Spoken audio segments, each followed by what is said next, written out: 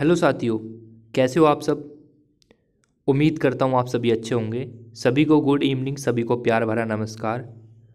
और कैसे हो आप सब, अच्छे होंगे मैं उम्मीद करता हूँ ऐसी। दोस्तों, आज की आपकी फिर से एक महा मैराथन मैं लेने वाला हूँ। ठीक है, लगातार मुझे टाइमिंग नहीं पता, जब तक भी आपका ये टॉपिक हमारे कंप्लीट नहीं हो पाने के, ये 3-4 जो टॉपिक लिखे हुए हैं, जब तक क्लास होती रहेगी 1-2 टॉपिक और ऐड करने की कोशिश करूँगा मैं इसमें। ठीक है, तो एंड तक बने रहना। और काफ़ी अच्छी क्लास है आज की हमारी। सभी को प्यार भरा नमस्कार, सभी को गुड इवनिंग।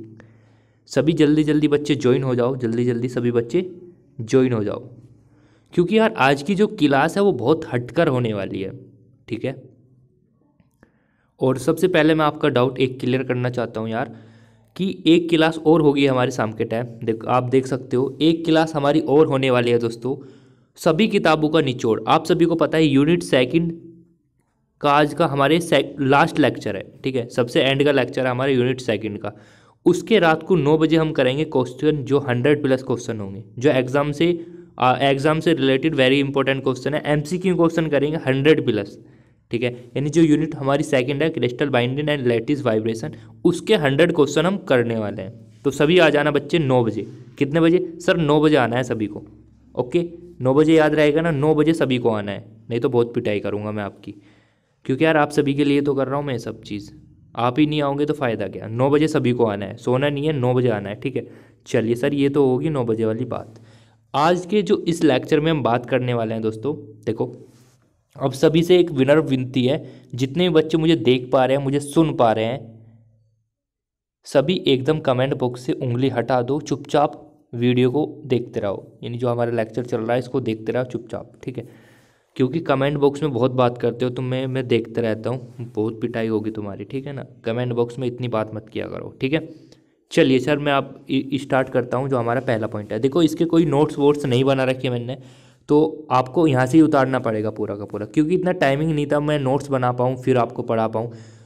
इसलिए मैं आपको डायरेक्ट ही बता रहा हूँ कि आपको क्या करना है क्या नहीं करना है। ठीक है भाई, पूरा स्टेप बाय स्टेप ही समझेंगे जैसे हम समझते हैं, पर इसमें ये है कि आपको नोट्स नहीं मिलेंगे, नोट्स यहाँ से ही बनाने पड़ेंगे आपको। ठीक है, चलिए भैया, पहला टॉपिक हेडिंग डालिएगा सभी बच्चे। पहला टॉपिक है हमारा फर्मी एनर्जी। क्या होता है Fermi energy? Fermi energy heading लगा लीजिए साथ के साथ बच्चों, हेडिंग लगाओ साथ के साथ। और मैं आपको कितनी बार बता चुका हूँ, कॉपी पेन साथ लेकर बैठा करो और साथ के साथ लिखते रहा करो, क्योंकि जब एक बार आप दोबारा वीडियो को देखोगे या दोबारा इस लेक्चर को देखोगे तो आपको कहीं ना कहीं याद हो जाएगा कि हाँ यार हमने पढ़ा था ये बात। ठीक है, तो साथ के साथ नोट करते हुए चलना जो मैं बताता हुआ चल रहा हूँ।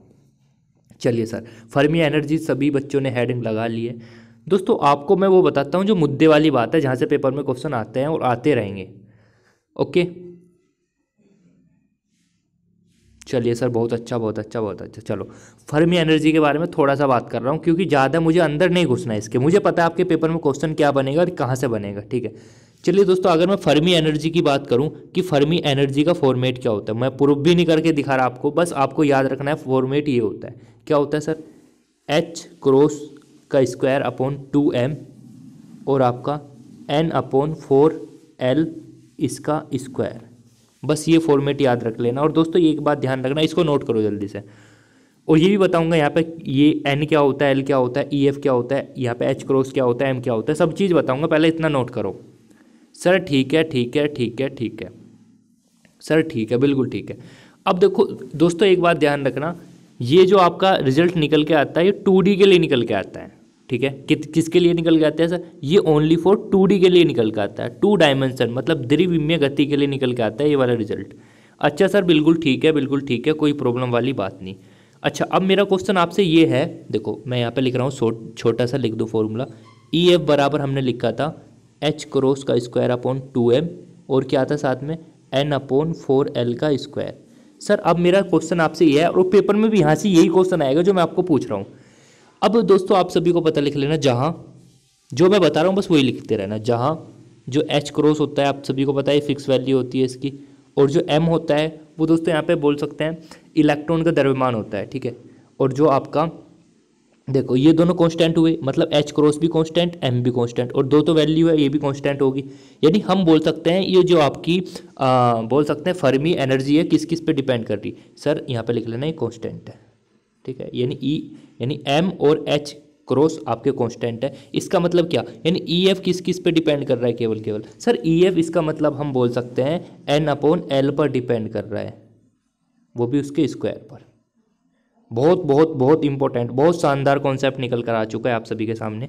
क्या निकल कर आया सर, ये वेरी वेरी इंपॉर्टेंट कॉन्सेप्ट निकल के आ चुका है कि जो आपका फर्मी एनर्जी होती है वो किस पे डिपेंड करती है। बहुत इंपॉर्टेंट, कई बार एग्जाम में क्वेश्चन आ चुका है कि फर्मी एनर्जी किस किस पे डिपेंड करती है, किस किस पे डिपेंड नहीं करती है। तो बस सिंपल सी बात है। अब क्वेश्चन उठ रहा होगा आपके मन में, वैसे उठना चाहिए भाई बच्चों, उठना चाहिए कि एन अपॉन एल क्या होता है। तो इसको भी लिख लेना, अपने नोट्स में लिख लेना एन अपोन एन, यानी जहाँ पे एन अपोन एल क्या होता है दोस्तों, इसको बोलते हैं प्रति एकांक लंबाई में इलेक्ट्रॉन की संख्या। देखो एल तो लंबाई होगी, एन यहाँ पे इलेक्ट्रॉन की संख्या होती है दोस्तों, नंबर ऑफ इलेक्ट्रॉन, यानी हम बोल सकते हैं प्रति एकांक। फिर बता रहा हूँ दोस्तों, नोट्स बना लेना क्योंकि इसके नोट्स नहीं मिलने वाले। प्रति एकांक लंबाई में इलेक्ट्रॉन की संख्या, लंबाई में इलेक्ट्रॉन की संख्या होती है, ठीक है, इलेक्ट्रॉन की संख्या, ठीक है दोस्तों। तो ये था आपका फर्मी एनर्जी से रिलेटेड। सर ये तो 2D के लिए बताया आपने, 3D के लिए क्या होगा। देखो सुनो बच्चों, वही बता रहा हूँ जो आपके लिए इंपॉर्टेंट है, और पेपर में यहाँ से ही क्वेश्चन आते हैं, कुछ फालतू का नहीं बता रहा, इसको नोट करो जल्दी से, ठीक है सर। सर आपने बताया कि एच क्रॉस भी कांस्टेंट होता है, मैं कहा एम भी कांस्टेंट होता है, मैं कहा सर एन और एल कांस्टेंट क्यों नहीं होते, क्योंकि भैया इनकी देखो कांस्टेंट हमेशा बेटा वे होते हैं जिनकी वैल्यू फिक्स होती है। यहाँ पे एच क्रॉस, यानी जो एच क्रॉस है इसकी वैल्यू फिक्स होती है, इलेक्ट्रॉन का द्रव्यमान इसका भी फिक्स होता है, यानी कांस्टेंट वही होते हैं जिनकी वैल्यू फिक्स होती है। अब ये होता है इलेक्ट्रॉन की जो संख्या है वो फिक्स थोड़ी है इसमें, नहीं सर, फिक्स तो वो न्यूमेरिकल के ऊपर डिपेंड करेगी कि वैल्यू कितनी कितनी आ रही, यानी ये फिक्स नहीं है। एल एल फिक्स है, यानी प्रति एकांक लंबाई है जो वो फिक्स है, नहीं है सर, फिक्स कैसे हो सकती है, लंबाई तो घटती बढ़ती रहती है, इस वजह से जो फिक्स नहीं है उस पर डिपेंड कर रहा है। सर उतार लिया उतार लिया उतार लिया, चलो भैया उतार लिया, अच्छे बच्चों आप सभी। चलो भैया कलर वही ले लेते हैं अपना जो लेते हैं हम हमेशा। चलो बच्चों, बच्चों इतना समझ में आ गया सभी को। दोस्तों अगर मैं 3D के लिए बात करता हूँ, 3D के लिए, तो 3D के लिए आपकी फर्मी एनर्जी जो होती है उसका फॉर्मेट जो निकल के आता है दोस्तों, वो निकल के आता है। देखो आपको 2D का ही याद रखना है बस, क्योंकि वैसे याद दोनों रख लेना, क्योंकि हो सकता है 3D वाला क्वेश्चन भी पेपर में आ जाए। Square upon 2m and 3 pi square upon n upon v की पावर 2/3 बच्चों, ठीक है दोस्तों। आप यहाँ पे देख पा रहे हो, अगर मैं 3D के लिए बात करूँ, अभी बताऊँगा पेपर में क्वेश्चन कैसा आएगा कैसे नहीं आएगा, ठीक है। अभी टेंशन मत लो, जो पढ़ा रहा हूँ बस उसको कैच करने की कोशिश करो। पहले से लिख लेना 3D के लिए, ठीक है। तो 3D के लिए फर्मी एनर्जी का फॉर्मेट ये होता है सर, फिर वही वाला कॉन्सेप्ट, क्या सर, जहाँ पर क्या है सर, जहाँ पर जो आपका एच क्रॉस है, हाँ सर, और एम है, ये क्या है सर, ये तो कांस्टेंट है। मैं हाँ भैया बिल्कुल ठीक कह रहे हो, कांस्टेंट है। अब इसका मतलब क्या, ई एफ किस पे डिपेंड कर रहा है सर, ई एफ देखो पाई भी कांस्टेंट है, क्योंकि पाई का वैल्यू 22/7 होता है, 3 तो वैल्यू है, ये भी कांस्टेंट है। यानी हम इन शॉर्ट बोल सकते हैं कि ई एफ किस पे डिपेंड कर रहा है सर, ई एफ हमारा डिपेंड कर रहा है एन अपॉन वी की पावर 2/3 पर।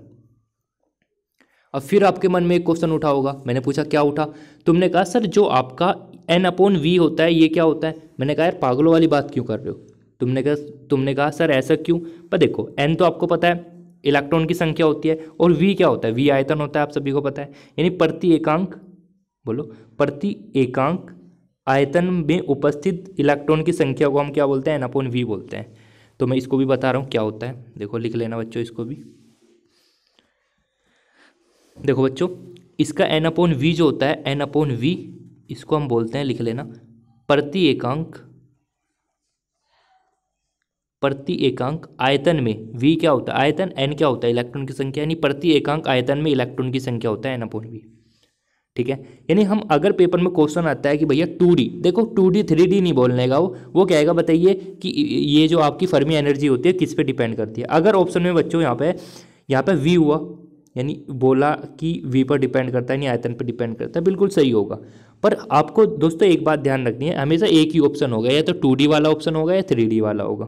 तो बच्चों ध्यान रखना, कोई सा भी क्वेश्चन आ सकता है पेपर में, ठीक है। वैसे आपकी किताब में मेरे हिसाब से 2D वाला ही डाल रखा है, 3D वाले का जिक्र नहीं है, पर आप कर लेना यार, कोई ज़रूरी बात थोड़ी है कि पेपर में वही आए जो हमारी किताब में है।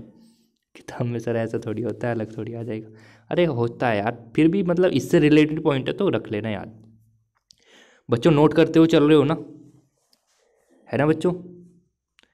चलो भैया ठीक है सर, इतनी बात हमारी समझ में आ गई। 2D में कैसा होगा, 3D में कैसा होगा सर, और क्वेश्चन बन सकते हैं भैया? वही जो मैं आपको पढ़ा चुका हूँ पहले भी कई बार कि फर्मियोन क्या होते हैं। देखो ये भी क्वेश्चन यहाँ से बनेगा कि फर्मियोन क्या होते हैं। मैं आपको ऑलरेडी बता चुका फर्मियोन क्या होते हैं, सभी बच्चों को पता है जो मुझसे पढ़ते हुए आ रहे हैं, है ना, सबको पता है ना फर्मियोन क्या होता है, और इसका चक्रण कितना होता है, ये भी क्वेश्चन बने हुए हैं पेपर में। तो ये इसी टॉपिक से रिलेटेड है, इस वजह से नहीं बता रहा क्योंकि मैं ऑलरेडी आपको बता चुका है ये पॉइंट। फर्मियोन क्या होता है सर, जो इलेक्ट्रॉन होते हैं या प्रोटॉन होते हैं या न्यूट्रॉन होते हैं, ये फर्मियोन कहलाते हैं। आप सभी बच्चों को पता है नहीं पता? अच्छा चक्रण क्या होता है भैया, इनकी चक्रण संख्या कितनी होती है? तो बेटा ध्यान रखना, फर्मियोन के लिए 1/2 अर्धपूर्ण चक्रण होता है इनके लिए, ठीक है, 1/2 अर्धपूर्ण।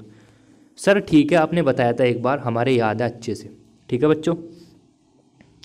सर चलो सर ठीक है, इतनी बात समझ में आती है हमारे बहुत अच्छे से। देखो बच्चों मैं फिर बता रहा हूँ, नोट करते हुए चलना साथ के साथ, ठीक है। अगर आपको ऐसा लग रहा है कि मैं जल्दी आपको करा रहा हूँ, तो आप एक काम किया करो बच्चों, जो मैंने आपको पढ़ा दिया ना उसका स्क्रीनशॉट ले लिया करो, ठीक है ना, समझ में आ रही है बात? उससे क्या होगा, जब ये लेक्चर खत्म हो जाएगा फिर कॉपी पे नोट कर लेना, क्योंकि समझ में तो आती जा रही है ना बात। ना पढ़ने से तो अच्छा है ना कम से कम। अरे हाँ सर बहुत अच्छा है, ना पढ़ने से तो 100 गुना अच्छा है। चलो बच्चों हेडिंग डालना, आप सभी हेडिंग डालना, घनत्व अवस्थाएं या घनत्व अवस्था, ठीक है बच्चों, घनत्व अवस्था। ये भी टॉपिक है आपके पेपर में आए हुए क्वेश्चन है यहाँ से भी, ठीक है।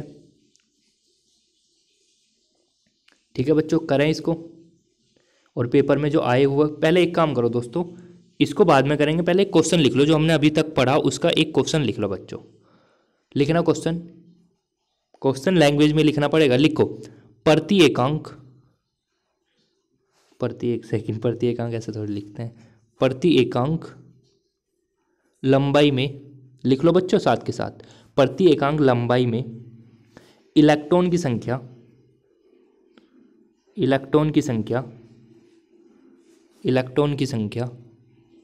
0.5 इलेक्ट्रॉन प्रति एंगस्ट्रॉन। एच का मान आप सभी को पता होता है 6.62 इंटू 10⁻³ जूल। अच्छा बच्चों, और बच्चों आपको पता है ME मास ऑफ इलेक्ट्रॉन भी पता है बच्चों आपको, 9.1 इंटू 10⁻³ kg। तो राइटिंग का थोड़ा कॉम्प्रोमाइज़ करना, क्योंकि राइटिंग समझ में आ जाएगी पर आपको ऐसा लगेगा कितनी गंदी राइटिंग है, ठीक है। राइटिंग का कॉम्प्रोमाइज़ करना। यहाँ पे दोस्तों वो पूछ रहा है, यहाँ पे जो एनर्जी होती है आपकी फर्मी एनर्जी, उसके बारे में पूछ रहा है बच्चों। ऑप्शन भी दे रखे हैं उसने, ऑप्शन भी डाल रहा हूँ मैं आपके लिए। ऑप्शन ए यहाँ पे लिख रहा हूँ, ऑप्शन ए है बच्चों आपका, ऑप्शन ए है आपका बच्चों, कितना है? ऑप्शन ए है आपका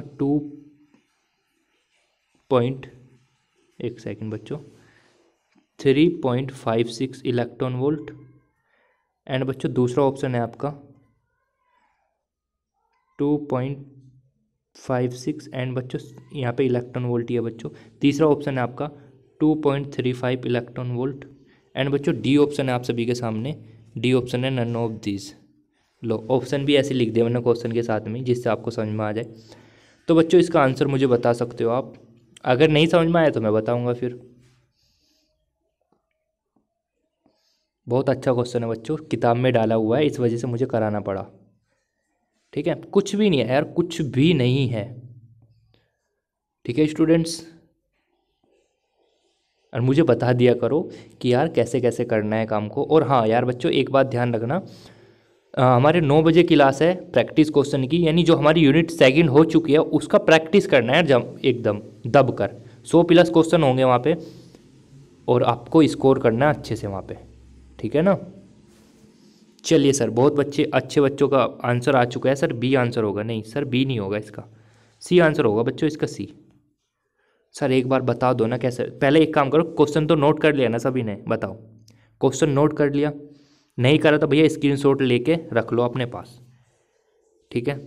सर ले लिया ले लिया ले लिया। चलो तो बच्चों एक काम करो, मैं इसको आपको बता रहा हूँ इसका कैसे सॉल्यूशन आप कर सकते हो इसका सॉल्यूशन। तो देखना बस, इसका फॉर्मूला जो होता है बच्चों वो होता है ई एफ बराबर एच क्रॉस का square upon 2m n upon 4l का स्क्वायर। ये होता है बच्चों फॉर्मेट।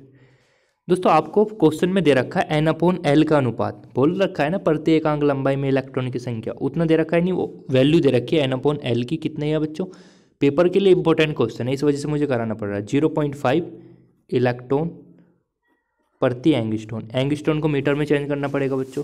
तो एंगस्ट्रॉन को मीटर में कैसे चेंज करते हैं भैया, एंगस्ट्रॉन का मतलब होता है 10 की पावर -10, पर ये अपॉन में, तो इसका मतलब 0.5 अपॉन 10 की पावर क्या होता है बच्चों, मानिए माइनस की 10 की पावर 10।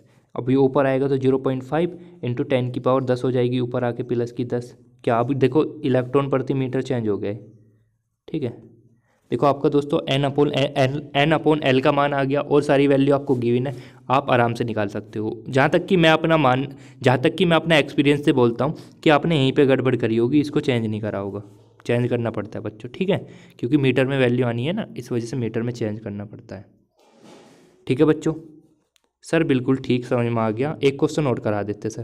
अरे क्वेश्चन तो कितनी कर लो, कॉन्सेप्ट क्लियर हो गया ना, बस यही मुद्दे की बात है, ठीक है बच्चों। सर बिल्कुल ठीक है, बात समझ में आ गई। अब हेडिंग लगाना आप सभी, जिसको समझ में नहीं ना एक बार दोबारा रिपीट करके देख लेना, बस फॉर्मूलेट लगाना है आपको। जो हमारा फॉर्मूला है ना फर्मी एनर्जी का, 2D वाला लगाना है। 2D वाला क्यों लगाना है सर, हमें नहीं पता। देखो एन अपॉन एल बोल रखा है ना बच्चों उसमें, तो एन अपॉन एन किस में आता है सर, 2D वाले में आता है, इस वजह से ये वाला लगाना पड़ता है आपको, ठीक है। तो आप हेडिंग लगाइए प्यारी सी सुंदर सी हेडिंग, घनत्व अवस्था, घनत्व अवस्था। चलो बच्चों करते हैं इसको, ठीक है ना, घनत्व अवस्था, ठीक है बच्चों। चलो इसका मतलब क्या होता है पहले इसको समझेंगे, और फिर उसके बाद जो भी और कॉन्सेप्ट बन सकते हैं, ग्राफ क्या बन सकता है इसका, वो भी समझेंगे। अपना माइंड अपने पास ही रखो, कहीं दूसरी जगह मत भेजने की कोशिश करो, ठीक है ना। चलो तो बच्चों जैसे कि आप सभी को पता है घनत्व अवस्था का फॉर्मेट आपको याद रखना है। उसका फॉर्मेट होता है दोस्तों डी ई। सबसे पहले दोस्तों एक बात ध्यान रखना, जो घनत्व अवस्था होता है उसको हम डी ई से डिनोट करते हैं, ठीक है सर, कोई प्रॉब्लम वाली बात नहीं है। इसको हम डी ई से डिनोट करते हैं, पहला क्वेश्चन बन सकता है ऐसे, डी ई से डिनोट करते हैं, ठीक है भैया। भैया और क्या होगा भैया, देखो ध्यान रखना, इसका फॉर्मेट होता है D N upon D E. Note करते हुए चलना, फिर बता रहा हूँ, मैं बार बार रिपीट नहीं कराऊंगा क्योंकि इसके नोट्स आपको नहीं मिलने के, इस वजह से ज़्यादा फोर्स इस वजह से कर रहा हूँ, ठीक है। तो D E upon D N upon D E होता है, ठीक है बच्चों। और लिख लेना जहाँ जहाँ दोस्तों ये वाली जो चीज़ होती है ना, ये वाली, इसको हम बोलते हैं, क्या बोलते हैं सर, जो यहाँ पे बच्चों डी ई होता है, डी ई बड़े वाला जो डी ई है, ये तो होती है बच्चों ऊर्जा, ठीक है बच्चों। डी ई तो होगी ऊर्जा। और जो बच्चों आपका डी एन होता है, डी एन, उसको हम बोलते हैं, इसको भी लिख लेना, इलेक्ट्रॉनिक ऊर्जा, इलेक्ट्रॉनिक ऊर्जा अवस्था की कुल ऊर्जा, इलेक्ट्रॉनिक ऊर्जा अवस्थाओं की कुल ऊर्जा, लिख लेना, इलेक्ट्रॉनिक ऊर्जा अवस्थाओं की कुल ऊर्जा, अवस्थाओं की कुल ऊर्जा। बच्चों मैं बोल तो रहा हूँ ना, तो आप नोट कर सकते हो जो मैं बोल रहा हूँ, ठीक है ना। वैसे मैं लिखने की भी कोशिश कर रहा हूँ, आई होप सो आपको राइटिंग समझ में आ रही होगी। अरे इतनी बुरी भी नहीं है यार राइटिंग, ठीक है बच्चों, ये समझ में आ गया। तो हम ये कहीं ना कहीं ये बोल सकते हैं कि घनत्व अवस्था क्या होता है सर, घनत्व अवस्था कुछ भी नहीं होता। मगर कैसे नहीं होता भैया, फॉर्मेट तो इतना बड़ा है भैया, कुछ नहीं होता। यानी हम बोल सकते हैं प्रति एकांक में उपस्थित ऊर्जा, यानी प्रति एकांक में उपस्थित ऊर्जा तथा इलेक्ट्रॉन ऊर्जा अवस्था की कुल ऊर्जा के अनुपात को डी ई बोलते हैं, यानी घनत्व अवस्था बोलते हैं। सर ये तो बहुत आसान है, मगर हाँ भैया फॉर्मूला ही याद रखना है बस आपको, और कोई इसमें काम की चीज़ नहीं है भैया। और कुछ बात बन सकती है ऐसे, मैं कहा यार बिल्कुल बन सकती है, नोट कर लिया था ना। चलो बच्चों अब नोट कर लिया होगा वो, मुझे उम्मीद है। अब दोस्तों आप सभी को पता है कोई भी फ्री इलेक्ट्रॉन हो, यहाँ पे लिख लेना फ्री इलेक्ट्रॉन, कोई भी फ्री इलेक्ट्रॉन हो दोस्तों, चाहे या कोई भी फ्री इलेक्ट्रॉन हो, फ्री इलेक्ट्रॉन गैस के लिए, इसको लिख लेना, फ्री इलेक्ट्रॉन गैस के लिए आपको पता है कंडीशन हमेशा दो ही बन सकती है, यानी कोई फ्री इलेक्ट्रॉन गैस है उसके लिए जो चक्रण हो सकता है दोस्तों वो या तो ऐसा हो सकता है या फिर ऐसा हो सकता है। इसकी जो कंडीशन यानी प्रोबेबिलिटी संभावना हो सकती है दो ही हो सकते हैं केवल केवल। तो हम क्या बोल सकते हैं दोस्तों, चक्रण दो ही हो सकता है। इसका मतलब चाहो तो लिख लेना इस पॉइंट को, फ्री इलेक्ट्रॉन गैस के लिए चक्रण दो ही संभव है, दो ही संभव है। ठीक है, तो बच्चों जब दो ही संभव है तो इसका मतलब क्या निकल के आया सर, जो आपने फॉर्मेट बताया था ना, क्या बताया था, डी ई बराबर D N upon D E. Sir चक्रण दो ही संभव है तो एक काम करो, दो से मल्टीप्लाई कर दो ना इसमें। ठीक है बच्चों,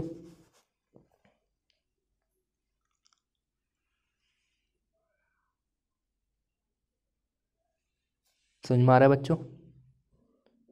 और जब बच्चों मैं इसकी पूरी डेरिवेशन करता हूँ, देखो एक चीज़ तो ये वाली लिख लेना, और जब बच्चों मैं इसकी पूरी डेरिवेशन करता हूँ, इतना नोट कर लिया ना सभी ने, जब मैं इसकी पूरी डेरिवेशन करता हूँ बच्चों तो एक रिजल्ट आपको दिखने को मिलता है। रिजल्ट मैं पूरी डेरिवेशन नहीं करके बता रहा आपको, मेन रिजल्ट जो हमारा कॉन्सेप्ट कर तैयार होगा वो बताने की कोशिश कर रहा हूँ। वो निकल कर आता है 4L upon H and M upon 2E की पावर 1/2 बच्चों। ठीक है दोस्तों, यहाँ से क्वेश्चन क्या बनेगा उसको नोट कर लेना। क्या क्वेश्चन बनेगा बच्चों, यहाँ से लिख लेना, जहाँ जहाँ जहाँ आपको पता है दोस्तों डी ई क्या होता है।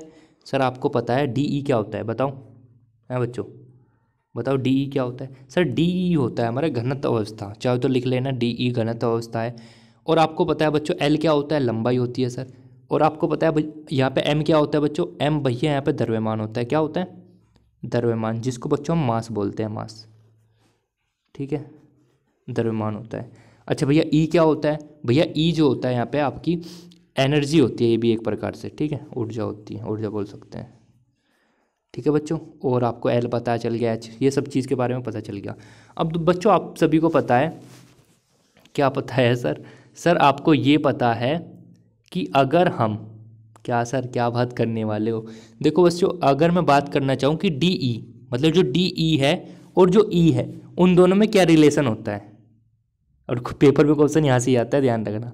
मतलब फॉर्मेट आपका तैयार होना चाहिए बस। सर जो डी ई होता है और ई जो रिलेशन होता है वो देखो, नोट कर लिया बच्चों, जल्दी से नोट कर लिया करो यार। चलो थोड़ा सा समय देता हूँ आपको, 10 सेकंड का।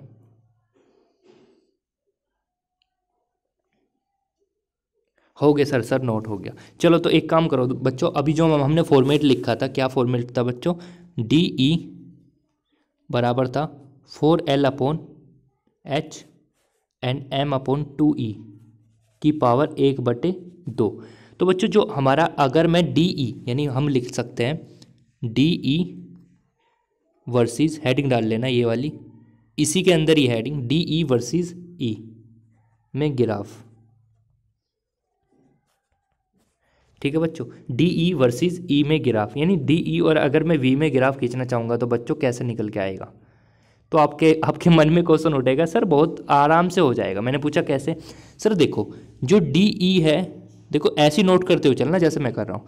जो डी ई है सर वो व्युत्क्रमानुपाती है किसके, भैया 1/E की पावर 1/2 के। मगर ठीक है भैया, बहुत आसान हुआ ये तो, और आप सभी को मैं चिल्ला चिल्ला के बता चुका। क्या बताया था सर, एक बार और बताना भैया। मैंने आपको बताया था कि डी ई और अगर व्युत्क्रमानुपाती हो एक दूसरे के, अगर एक दूसरे के व्युत्क्रमानुपाती हो तो आपका, सपोज करो दोस्तों ये आपका यहाँ पे डी ई है, मतलब ये जो पोर्शन है आपका डी ई का है, और जो ये वाला पोर्शन है दोस्तों ये आपका ई का है। अगर इन दोनों के बीच में मैं ग्राफ खींचना चाहता हूँ तो दोस्तों इस टाइप का आता है निकल के ग्राफ। सर ऐसा क्यों, क्योंकि मैं आपको बता चुका व्युत्क्रमानुपाती में इस टाइप का ही ग्राफ निकल के आता है। सर हम नहीं मान रहे आपकी बात, सर अगर अनुक्रमानुपाती होता तो आपका ग्राफ एकदम स्ट्रेट लाइन में निकल के आता है बच्चों। ठीक है, चलो इतना नोट करो जल्दी से। सर यही इंपॉर्टेंट है बस भैया, यही पेपर में क्वेश्चन आता है बस, कि डी ई किस किस पे डिपेंड करता है, किस किस पे डिपेंड नहीं करता है ना। आप सभी के सामने फॉर्मेट है, बस ये चीज़ इंपॉर्टेंट है जो मैं आपको बता रहा हूँ। ठीक है, क्या सर घनत्व अवस्था खत्म हो गया यहाँ पे, अरे आपके लिए ख़त्म हो चुका है, यहाँ से ही पेपर में क्वेश्चन आ जाएगा बच्चों, ठीक है। क्योंकि मैंने आपको मेन मुद्दे वाली बात बता दी कि मुद्दे वाली बात क्या होती है। ठीक है सर, हाँ जी, ठीक है ना, बिल्कुल सर, बिल्कुल ठीक है, बिल्कुल ठीक है, बिल्कुल ठीक है। मैंने कहा चलो ठीक है भैया बच्चों, नोट कर लिया बच्चों। हाँ जी सर, कर लिया। चलो तो भैया करते हैं आगे काम। तो बच्चों आगे चलते हैं, अगली हेडिंग लगाइएगा आप सभी। अगली हेडिंग आप सभी लगाना होल प्रभाव। सर ये तो सुना सुना सा लग रहा है, अरे आपने पढ़ा भी होगा सेकंड ईयर में शायद। ठीक है बच्चों, हेडिंग लगाना हाल प्रभाव। किसका हाल पूछ रहे हो सर? अरे एक साइंटिस्ट का नाम है हाल, उसके नाम से ये प्रभाव पड़ा। हिस्ट्री के पीछे चलते हैं, इसकी होल प्रभाव कैसे कैसे निकल के आया, इसकी क्यों ज़रूरत पड़ी, और क्या मतलब क्यों ज़रूरत पड़ी हमें ये बताओ सर, है ना। चलो भैया करें इसको स्टार्ट। या बच्चों करें इसको स्टार्ट। चलो अपना वही कलर ले लेते हैं, मेरा फेवरेट कलर है रेड और ब्लू, इस वजह से मैं रेड और ब्लू में ही खेलता रहता हूँ हमेशा। अच्छा सर ये कहानी है पीछे की। चलो बच्चों तो काम करते हैं इसके ऊपर। सबसे पहले तो दोस्तों मैं इसके एप्लीकेशन के बारे में बात कर लेता हूँ, क्योंकि हर चीज़ पढ़ने से पहले उसके हमें एप्लीकेशन के बारे में पता होना चाहिए। एप्लीकेशन क्या होता है सर? अरे एप्लीकेशन होता है जो एप्लीकेशन हम लिखते हैं, to the principal I beg to say that फलाना ढिकाना, पूरी याद ना है भैया, ठीक है। तो ये अनुप्रयोग होते हैं, मतलब इसके हमें क्या फ़ायदे हुए, सबसे पहले फ़ायदे पता होने चाहिए ना, क्योंकि हमें पता है इंसान जो है ना इतना खुददार इंसान हो चुका है आज के ज़माने में कि उसको फ़ायदा चाहिए हर चीज़ का। चलो भैया फ़ायदा लो, तो पहला फ़ायदा लिखना है इसका, उसको बाद में पढ़ेंगे हाल प्रभाव वैसे एक्चुअल में है क्या। पहले इसके अनुप्रयोग जान लो, अनुप्रयोग से हमको क्या क्या बात जानने को मिलती है, और फिर जब इसको पूरा पढ़ लेंगे फिर दिमाग में सेट हो जाएगा, हाँ यार सर वाकई में इसको ऐसा कर सकते हैं हम। पहला लिख लेना, सब्सटेंस में पॉजिटिव व नेगेटिव, सब्सटेंस में पॉजिटिव व नेगेटिव आवेशवाहक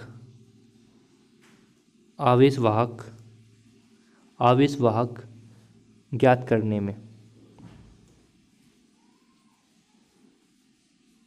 ठीक है बच्चों, सब्सटेंस में प्लस माइनस आवेश वाहक ज्ञात करने में, मतलब जो आपके पॉजिटिव आवेश वाहक होंगे और ऋणावेश आवेश वाहक होंगे, आप सभी भली भांति परिचित हो कि प्लस धनावेश आवेश वाहक क्या होते हैं और ऋणावेश आवेश वाहक क्या होते हैं। मैं आपको थर्ड बुक में बहुत अच्छे से एक्सप्लेन करके आ चुका हूँ, तो ये मत पूछना सर ये क्या होता है। पहला पॉइंट क्लियर हुआ। सर कैसे, मतलब कैसे, अभी बताऊंगा कैसे कैसे, आपको इतनी बात याद रखनी है सब्सटेंस में प्लस माइनस आवेश वाहक ज्ञात करने में।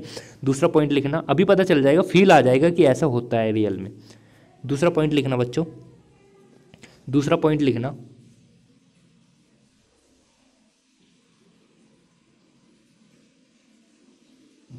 मैग्नेटिक फील्ड को मेजरमेंट करने में, मतलब चुंबकीय क्षेत्र लिख लेना, मैग्नेटिक फील्ड यानी चुंबकीय क्षेत्र, शॉर्ट में लिख रहा हूँ मैग्नेटिक फील्ड, चुंबकीय क्षेत्र को मेजर करने में, मतलब को ज्ञात करने में, मेजर का मतलब ज्ञात करने में। ठीक है बच्चों, पर बच्चों एक बात ध्यान रखना, इनको जो हम मेजरमेंट करते हैं ना, उसके लिए हम एक बोल सकते हैं एक ज्ञात, जो हम चुंबकीय क्षेत्र को मेजरमेंट करते हैं वो किसके द्वारा करते हैं बच्चों, ध्यान रखना, गॉस मीटर नाम का एक यंत्र होता है, उसके द्वारा हम चुंबकीय क्षेत्र को ज्ञात करते हैं। ठीक है, अब तुम कहोगे बच्चों कि सर कि जब हम यहाँ पे होल प्रभाव पढ़ रहे हैं तो गॉस मीटर का नाम क्यों आया, क्योंकि भैया जो आपका गॉस मीटर होता है, चाहो तो नोट कर लेना, जो आपका गॉस मीटर होता है बच्चों, ये आपका जो आपका होल इफेक्ट होता है ना, होल इफेक्ट, उसकी वर्किंग पे ही काम करता है बच्चों। ठीक है, ओके, समझ में आ रही है बात, कैसे कैसे मैं रिलेट करता हुआ चल रहा हूँ उस काम को। ठीक है, यानी जो आपका गोस्ट मीटर होता है दोस्तों, ये एक प्रकार का ऐसा यंत्र होता है जो होल इफेक्ट, मतलब जो होल प्रभाव होता है उसकी वर्किंग पे काम करेगा, और यहाँ से चुंबकीय क्षेत्र को फाइंड आउट हम कर सकते हैं। क्योंकि यार बात तो वही है ना, फिर भी होल इफेक्ट का कॉन्सेप्ट है और यहाँ पे लगा रहे हैं, तो बात तो वही है ना, सिंपल सी बात है। सर ठीक है, बिल्कुल ठीक है, बिल्कुल ठीक है, नोट करो बच्चों।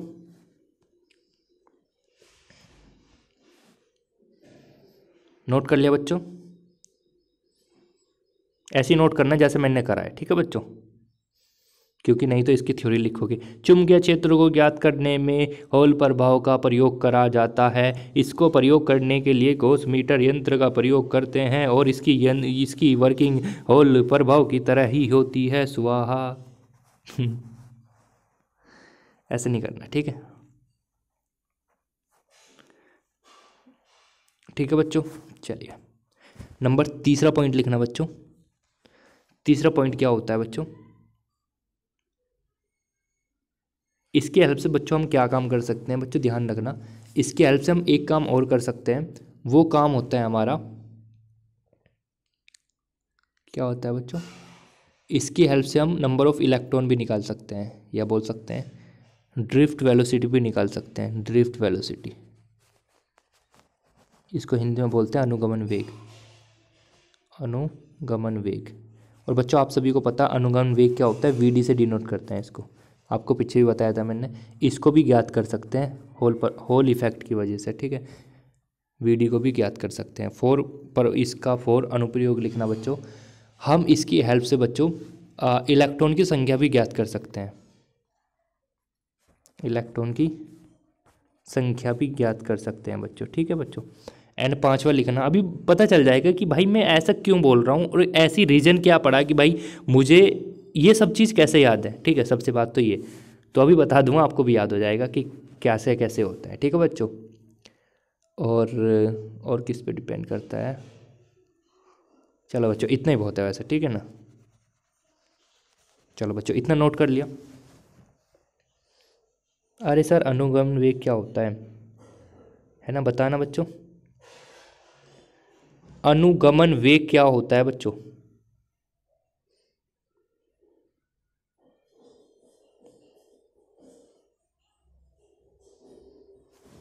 सर नोट कर लिया, नोट कर लिया। चलो आगे चलते हैं बच्चों। अब इतना कॉन्सेप्ट हमारा क्लियर हो चुका है कि सर ऐसे ऐसे इसमें काम झाम होता है, और सर हमारी समझ में भी आ गया थोड़ा बहुत आया सर, पूरा नहीं आया, मगर कोई बात नहीं बच्चों, पूरा आ जाएगा जब हम इसको और डिटेल में पढ़ेंगे।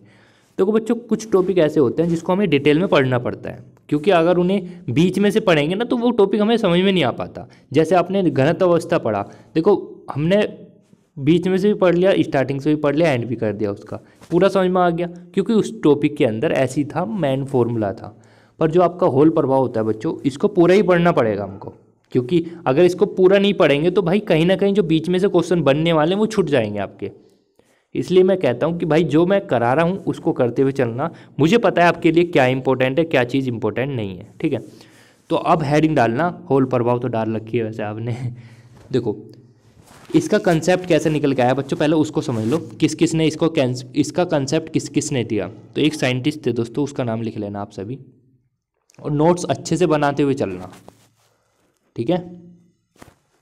एक साइंटिस्ट का नाम था E.H.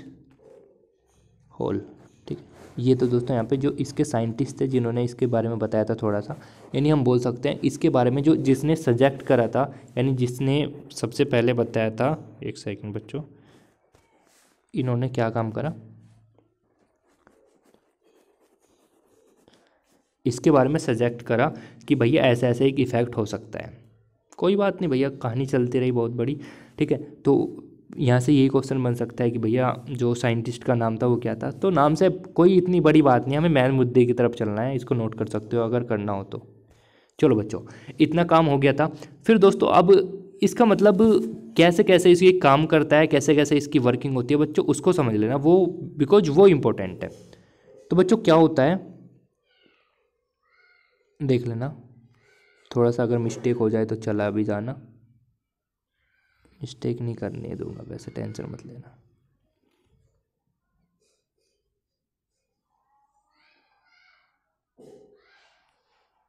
एक सेकंड बच्चों, ठीक है बच्चों। एक आपको एक घन के टाइप का बनाना होगा, मतलब क्यूबिक बनानी पड़ेगी एक टाइप की, ठीक है बच्चों। क्यूबिक में आपको क्या काम करना होगा बच्चों, एक क्यूब ही बना देता हूँ मैं सिंपल।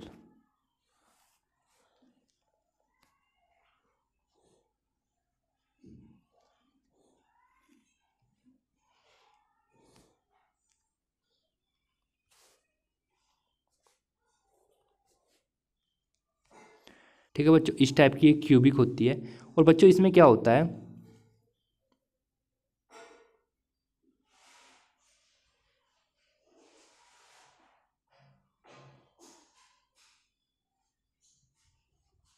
वैसे क्यूबिक से अच्छा तो वो बनेगा, उसको बना लेना। रुक जाओ एक सेकंड, मैं बना देता हूँ इसका डायग्राम थोड़ा सा।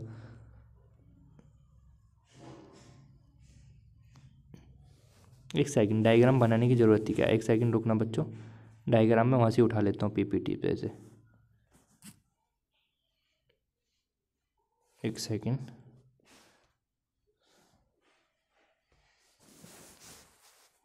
देखो बच्चों डायग्राम आप सभी के सामने खुलकर आ चुका है। कहाँ गया, ये रहा। देखो बच्चों ये डायग्राम आपको दिख रहा होगा, यही होल प्रभाव का मेन कंसेप्ट है। और जिस बच्चे ने मेन कंसेप्ट समझ लिया तो भैया उसकी तो एकदम मज़े ही आ जाएंगे कतई। तो बच्चों इसमें क्या होता है, इस प्रकार का आपको इसको बोल सकते हैं एक कंडक्टिंग स्लैब होता है। ठीक है, एक कंडक्टिव स्लैब है, ये जो आपको दिखाई दे रहा है कंडक्टिंग स्लैब होता है। ये केवल मैंने इस वजह से दिखाना पड़ा आपको क्योंकि इसमें टीवी दिखानी पड़ेगा ना, इसकी जो चौड़ाई वोड़ाई होती है एंड इसकी जो मोटाई होती है वो चीज़ भी इसको रिप्रेजेंट करना पड़ेगा बच्चों। ठीक है, तो समझ लेना थोड़ा सा, बस थोड़ा सा कॉन्सेप्ट ही है इसका, बस और कुछ नहीं है इसमें। तो बच्चों इसमें क्या होता है, एक इस प्रकार का कंडक्टिव स्लैब होता है और इसको हम क्या काम करते हैं बच्चों, इसको एक बाह्य बैटरी से हम कनेक्ट कर देते हैं। देखो यहाँ पे दिखाई नहीं दे रहा होगा, ये लो, इसको मैं क्या काम करता हूँ बच्चों, एक बाह्य बैटरी से ज्वाइन करता हूँ। लो ब्लैक कलर ही ले लेता हूँ मैं भी। बच्चों मैं क्या काम करता हूँ, इसको एक बाह्य बैटरी से ज्वाइन कर देता हूँ, इस टाइप की, इस टाइप में भैया बाह्य बैटरी से मैं इसको ज्वाइंट कर देता हूँ। अब जैसे ही मैं इसको बाह्य बैटरी से ज्वाइंट करता हूँ बच्चों, समझ लेना, जैसे ही मैं इसको बाह्य बैटरी से ज्वाइंट करता हूँ तो बच्चों आपका जो पता है करंट कैसे चलता है, तो करंट इधर की ओर जाने लगेगा बच्चों, जा रहा है भैया, करंट इधर की ओर चलने लगता है और ऐसे ही आपको पता है निकल के वापसी आ जाएगा बच्चों। ठीक है, समझ में आ रहा है कैसे कैसे मैं इसको रिलेट करता हुआ चल रहा हूँ। तो सबसे पहले इन्होंने यही बात बोली स्टेप 1 में, यानी स्टेप 1 में इन्होंने यही कहा कि आपको सबसे पहले तो एक कंडक्टिंग स्लैब लेनी है और उसको एक बाह्य बैटरी से जोड़ देना है। तो मैंने जोड़ दिया, पहला स्टेप क्लियर होगा। अब फिर उन्होंने क्या काम करा, यानी जो करंट की डायरेक्शन है, और दोस्तों आप सभी को पता है, देखो करंट इधर की ओर जा रही है, देखो समझना बच्चों, आप सभी को पता है बच्चों करंट इधर की ओर जा रही है, इधर की ओर। इसका मतलब क्या, इलेक्ट्रॉन विपरीत दिशा में चलते हैं करंट के। तो बच्चों क्या होता है, इसमें से इलेक्ट्रॉन, देखो ये कंडीशन हमारी बाद में बनेगी, अभी उस पर फोकस मत करना। तो बच्चों एक सेकंड, इसको मैं जोड़ देता हूँ एक बार फिर से जल्दी से, इस टाइप में जुड़ जाती है। और बच्चों आपको पता है करंट इधर की ओर चलने लगी थी एंड करंट इधर को ओर निकलना स्टार्ट हो गई थी। और बच्चों आपको पता है जो इलेक्ट्रॉन चलते हैं वो विपरीत दिशा में चलते हैं करंट के। तो बच्चों ये जो आपके इलेक्ट्रॉन होते हैं इसके अंदर मुक्त इलेक्ट्रॉन, वो इधर की ओर गति करना स्टार्ट कर देते हैं बच्चों। ठीक है बच्चों, इधर की ओर गति करना स्टार्ट कर देते हैं। अब बच्चों ये तो हमारे चलने लगते हैं इलेक्ट्रॉन इधर की तरफ। अब देखो बच्चों कंसेप्ट समझना, कंसेप्ट क्या होता है। अब क्या काम करते हैं दोस्तों हम, जो करंट की डायरेक्शन है, हाँ सर जो करंट की डायरेक्शन है, हाँ सर करंट की डायरेक्शन ऐसी तो है इधर की साइड में, हाँ बच्चों है, करंट की जो डायरेक्शन है उसके परपेंडिकुलर हम एक चुंबकीय क्षेत्र की लाइन खींच देते हैं।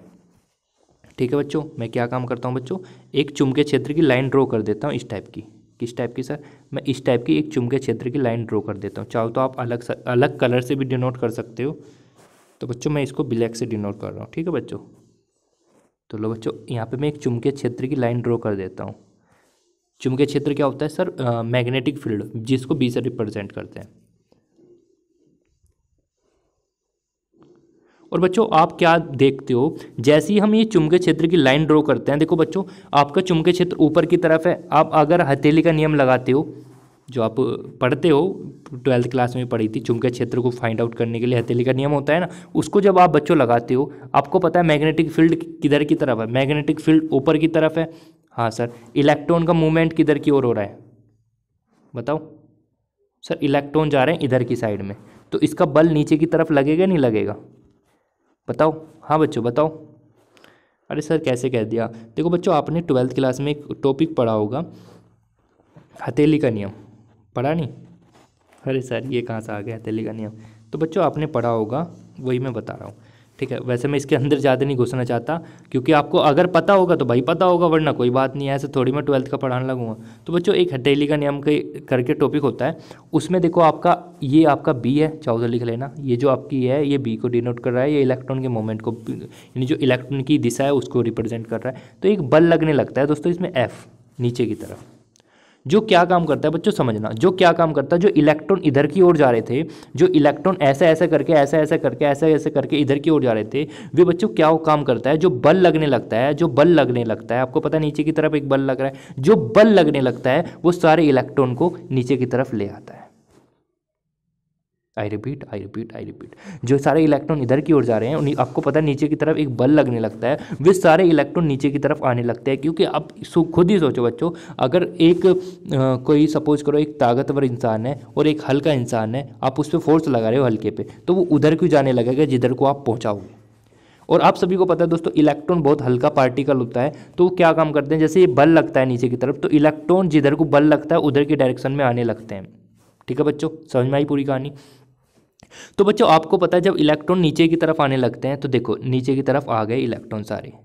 सर फिर पॉजिटिव ऊपर क्यों आए? देखो बच्चों आपको पता है कि अगर सपोज करो यहाँ पे नेगेटिव चार्ज था और ये उठकर सपोज करो बच्चों यहाँ पे आ गया, तो यहाँ पे एक प्लस दाता आयन बन जाता है, नहीं बन जाता है, यानी हम बोल सकते हैं बच्चों यहाँ पे ऊपर बन जाता है आपके दाता आयन, जिसको हम बोलते हैं पॉजिटिव चार्ज। इतना कंसेप्ट क्लियर हुआ सभी बच्चों का? हाँ जी बच्चों, तो वही पहला आपका एप्लीकेशन तैयार हो गया, नहीं हो गया? सर कैसे एप्लीकेशन तैयार हो गया? बच्चों मैंने आपको कहा था कि इसका जो एप्लीकेशन है वो हम प्लस यानी बहुसंख्यक आवेश वाहक जो दाता आयन होते हैं और जो ऋणीय आयन होते हैं, यानी जो प्लस वाले दाता आयन होते हैं, यानी बहुसंख्यक आवेश वाहक अगर पॉजिटिव है और बहुसंख्यक आवेश वाहक अगर निगेटिव है, तो उनको ज्ञात करने में हम इसका यूज़ करते हैं। बच्चों बताओ क्लियर हुआ ना कंसेप्ट?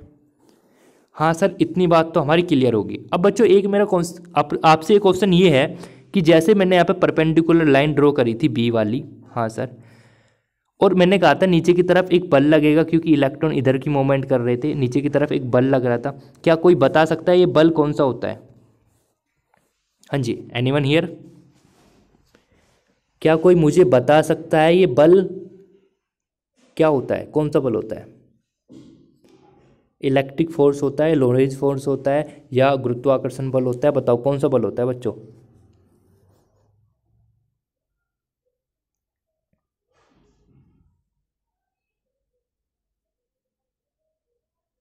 और डायग्राम बनाना है जैसे मैं बना रहा था ना, ऐसी?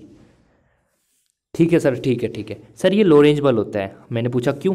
क्योंकि सर देखो इसमें जो आप इलेक्ट्रॉन है वो भी मोशन कर रहा है, बी भी है, और सर आपका एफ भी है, और हमने पढ़ा था सर एफ बराबर क्या, क्यों वी बी साइन थीटा। मैंने कहा यार बहुत अच्छी बात कर रहे हो, तुम्हारे तो याद है अभी तक है।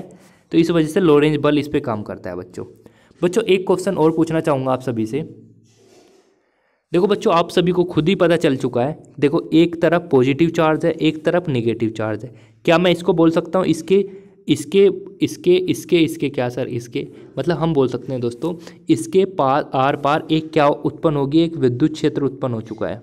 बताओ बताओ बच्चों, सही कह रहा हूँ गलत कह रहा हूँ? क्योंकि आपको पता है बच्चों कि विद्युत क्षेत्र कब उत्पन्न होता है, अगर पॉजिटिव और नेगेटिव चार्ज होते हैं तभी तो विद्युत क्षेत्र उत्पन्न होता है बच्चों। हाँ सर आप ठीक कह रहे हो, ठीक कह रहे हो, ठीक कह रहे हो।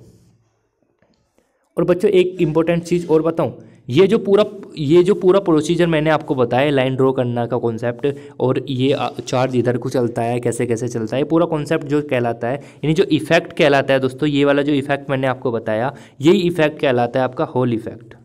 होल इफेक्ट चाहो तो लिख लेना, ये जो पूरा परिक्रम मैंने आपको बताया इस इफेक्ट को हम बोलते हैं होल इफेक्ट। और बच्चों एक बात ध्यान रखना, ये जो फील्ड होता है, जो मैंने आपको कहा कि ये फील्ड होता है, इसको इलेक्ट्रिक फील्ड कहते हैं, और जो बच्चों ये फील्ड होता है जो मैंने आपको ई से डिनोट करके कहा था, तो ध्यान रखना ये जो फील्ड कहलाता है यही आपका कहलाता है क्या बच्चों, यही कहलाता है होल फील्ड। ठीक है बच्चों, यही आपका फील्ड कहलाता है होल फील्ड। बताओ बच्चों इतना कंसेप्ट क्लियर हुआ सभी बच्चों का? बताओ बच्चों मैं आगे चलूं?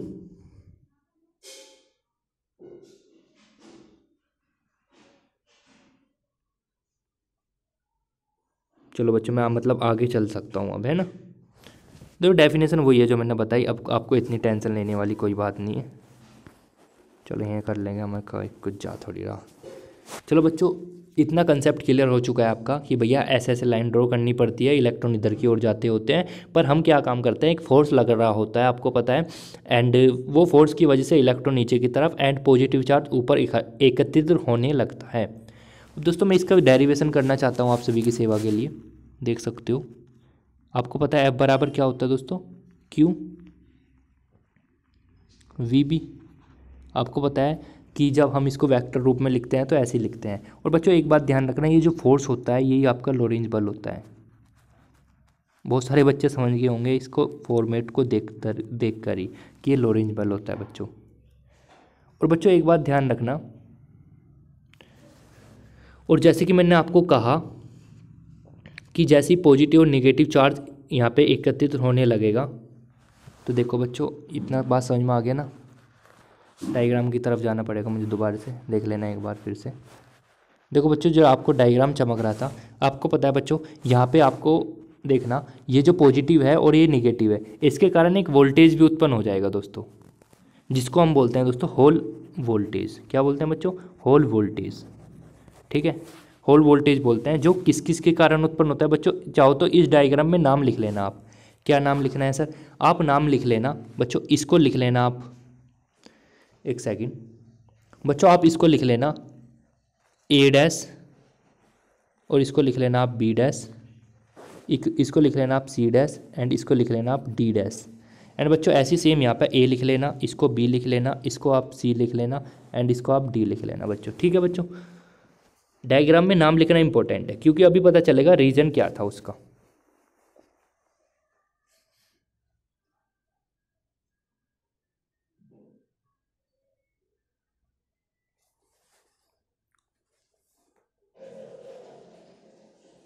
इतनी बात क्लियर है बच्चों, टाइम लगेगा इसमें मुझे पता है, बड़ा टॉपिक है थोड़ा सा। चलो बच्चों इतना टॉपिक क्लियर हुआ। अब देखो बच्चों आप देख पा रहे हो कि ए बी, देखो A B C dash D dash, यानी A dash B dash C dash और D डैश। अगर मैं इसको देखता हूँ A B C D और D, अगर सिंपल वालों को देखता हूँ तो इनके बीच एक वोल्टेज उत्पन्न हुआ है बच्चों, क्योंकि ये प्लस है ये माइनस है, तो इनके बीच एक वोल्टेज उत्पन्न हुआ है। उस वोल्टेज को बच्चों हम बोलते हैं होल वोल्टेज। ठीक है बच्चों, समझ में आ गया। अच्छा वो होल वोल्टेज होता है कितना है, फॉर्मेट क्या होता है, उसको हम पढ़ेंगे नेक्स्ट सेशन के अंदर। तो आप देख सकते हो, यहाँ पे दिखा देता हूँ मैं आपको। तो बच्चों यहाँ पे थोड़ा सा यहाँ पे देख लेते हैं, एक सेकंड जगह बच रही है ना, यहाँ पे देख लेते हैं बच्चों। अभी मैंने आपको बताया कि एक आपका आपका क्या होता है, एक लोरेंज फोर्स होता है जिसको हम बोलते हैं बराबर Q and V and B। ठीक है बच्चों, ये होता है आपका लोरेंज बल, मैं आपको बता चुका। अगर दोस्तों नोट्स में ऐसे लिखना है जैसे मैं लिख रहा हूँ, ये आपका क्या हो गया, लोरेंज फोर्स। लोरेंज फोर्स होता है बच्चों। बच्चों अगर मैं बात करना चाहूँ कि A dash B dash C dash D dash व ABCD के बीच वोल्टेज जो होता है बच्चों, लिख लेना ऐसे सेम टू सेम, इनके बीच जो वोल्टेज होता है बच्चों, उस वोल्टेज को बच्चों हम बोलते हैं होल वोल्टेज। क्या बोलते हैं बच्चों, होल वोल्टेज। अच्छा वो होल वोल्टेज कितना होता है उसको आपको समझना है बच्चों। वो होल वोल्टेज होता है बच्चों, EH से डिनोट करते हैं उसको, EH का मतलब होल वोल्टेज की बारे में बात कर रहा है, वो होता है आपका VH अपॉन W।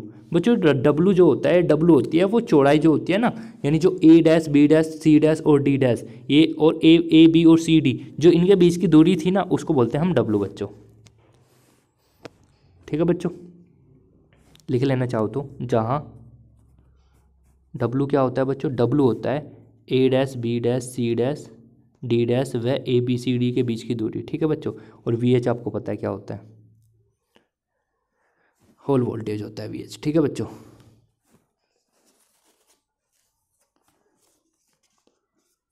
इतनी बात क्लियर है बच्चों, नोट कर लिया सभी ने।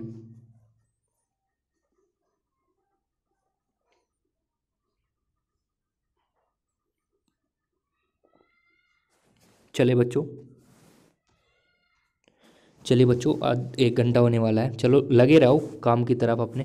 तो बच्चों इतना हमारा कंसेप्ट क्लियर हो सकता है। अब आपको बच्चों पता है इसमें 2 फोर्स काम कर रहे हैं, कैसे कैसे बच्चों, देखो एक तो आपका मैग्नेटिक फोर्स काम कर रहा है, लाओ चाहो तो लिख लेना चुंबकीय बल, चुंबकीय एक तो बच्चों यहाँ पे चुंबकीय बल काम कर रहा है। चुंबकीय बल का मतलब बच्चों आपको पता है एफ बी बराबर Q V B sine theta होता है। पर यहाँ पे क्यू की स्थान पे क्या काम कर रहा है भैया, इलेक्ट्रॉन काम कर रहा है, क्योंकि इलेक्ट्रॉन ही मूवमेंट कर रहे हैं। वी के स्थान पे आपका वी डी आएगा, क्योंकि यहाँ पे अनुगमन वेग की बात करेंगे बच्चों हम, वी या सिंपल वेलोसिटी की बात नहीं करेंगे। N B sine theta. अब ऐसा क्यों लिखना पड़ा, क्योंकि बच्चों आपको पता है कि एफ बराबर होता है Q V B sine theta, Q V B sine theta होता है बच्चों, इस वजह से मुझे को ऐसा लिखना पड़ा। ठीक है बच्चों, तो इसको मैं निटोल लेता हूँ, निटोना मतलब मिटो देता हूँ, एफ बराबर Q V B sine theta को मिटो दिया। अब बच्चों आपको पता है, क्या पता है सर, बच्चों आपको पता है यहाँ पे जो थीटा का मान है हियर, जो थीटा का मतलब जो एंगल बन रहा था वहाँ पे वो 90 डिग्री का एंगल था। तो आप बोल सकते हो बच्चों एफ बी जो होगा वो कितना हो जाएगा, ई वी डी बी। ठीक है बच्चों, इसको मान लेना इक्वेशन नंबर 1। ठीक है बच्चों, समझ में आ रहा है बात।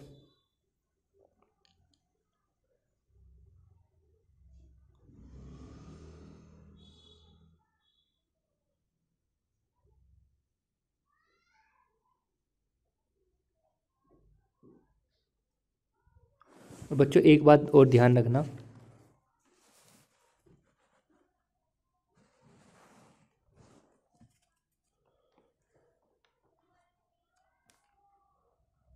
चलो इतना लिख लिया। चलो अब मैं आगे कंटिन्यू करता हूँ इसको। और दोस्तों मैंने आपको कहा इसमें एक बल और काम करेगा जिसको हम बोलते हैं इलेक्ट्रिक फोर्स यानी विद्युत बल। विद्युत बल आप सभी को पता है बराबर क्यू ई होता है बच्चों, होता है नहीं होता है। पर यहाँ पे आपको पता है क्यू की बात नहीं कर रहे हैं हम, यहाँ पे बच्चों ई की बात कर रहे हैं, क्योंकि इलेक्ट्रॉन ही तो मूवमेंट कर रहे होंगे। और बच्चों ई के स्थान में मैंने कहा था ई एच होगा, क्योंकि ये जो आपका ई होता है और ई एच होता है बच्चों, इसमें कुछ ज़्यादा डिफरेंस नहीं होता। बस हम ई एच को हम यहाँ पे बोलते हैं, चाहो तो मैंने लिख लेना, ई एच को हम यहाँ पे बोलते हैं होल, होल क्या बताओ, इफेक्ट। चाहो तो लिख लेना और शॉर्ट में लिख सकते हो। देखो यहाँ पे विद्युत क्षेत्र बोलते हैं, ऐसे यहाँ पे बोल सकते हो होल विद्युत क्षेत्र बोल सकते हैं। ठीक है, होल इलेक्ट्रिक फील्ड, ये ज़्यादा बेटर रहेगा, इसको ही बोलते हैं बच्चों। ठीक है, तो हमें इससे कोई मतलब नहीं, इसको मैं रफ कर रहा हूँ फिलहाल के लिए। तो बच्चों इतना कंसेप्ट क्लियर हुआ आपको। अच्छा ये कैसे निकल के आता है ये बता दिया मैंने, इसको मान सकते हो बच्चों इक्वेशन नंबर 2। अब एक काम करना बच्चों, आपको पता है अगर कोई भी दो इक्वेशन या कोई भी दो फोर्स स्टेबल फोर्स होता है यानी संतुलित बल होते हैं, तो लिख लेना संतुलित बल के लिए, संतुलित बल के लिए आपको पता है बच्चों संतुलित बल के लिए क्या बराबर होता है सर, जो संतुलित बल होता है ना उसमें दोनों बल बराबर हो जाते हैं, यानी एफ ई जो हो जाएगा बच्चों, वो एफ ई जो हो जाएगा वो आपका एफ मैग्नेटिक फोर्स के बराबर हो जाएगा, जिसको हम बोलते हैं एफ बी। दोनों बराबर हो जाएंगे बच्चों। आपको पता है दोनों वैल्यू क्या है दोनों की, तो भैया आपको पता है, देखो यहाँ मैं लिख रहा हूँ मैं डॉट, ये अपॉन नहीं है कभी इसको अपॉन समझो, ये नेक्स्ट लाइन से मैं लिख रहा हूँ दोस्तों।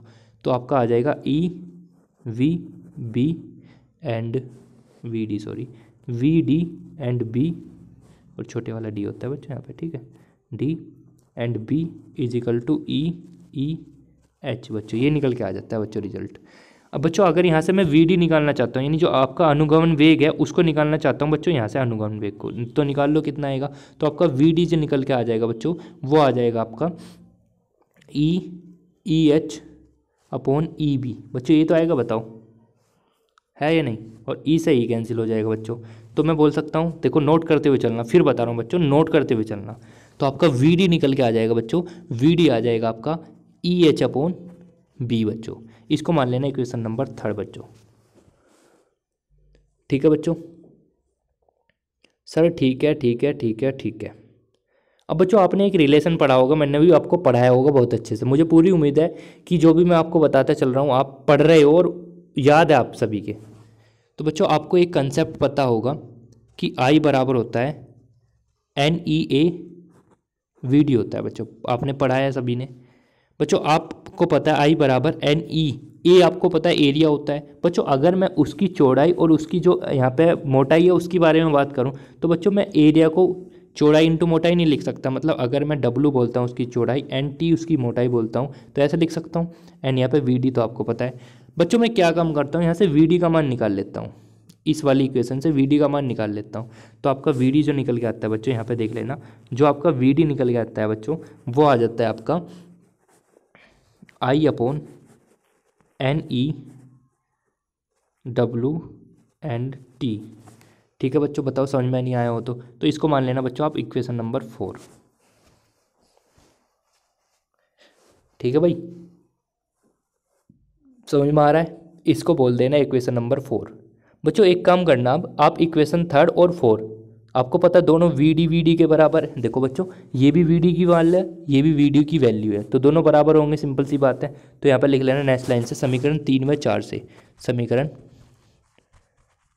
3 व 4 से, समीकरण 3 व 4 से। तो बच्चों आपको एक रिजल्ट देखने को मिलेगा जब दोनों बराबर हो जाएंगे। तो आप बोल सकते हो बच्चों ई एच अपॉन बी बराबर I upon N E W T. ठीक है बच्चों, ये रिजल्ट निकल के आया आपका। और बच्चों आपको पता है, जैसे कि मैंने आपको पीछे बताया था, ई एच क्या होता है, जिसको हम होल इफेक्ट कहते हैं, होल इफेक्ट या होल इलेक्ट्रिक फील्ड कहते हैं, वो होता है आपका वी एच अपॉन डब्लू होता है बच्चों। और ई एच की वैल्यू उठा के यहाँ पर रख देना बच्चों, तो आपका वैल्यू निकल के आ जाएगा बच्चों वी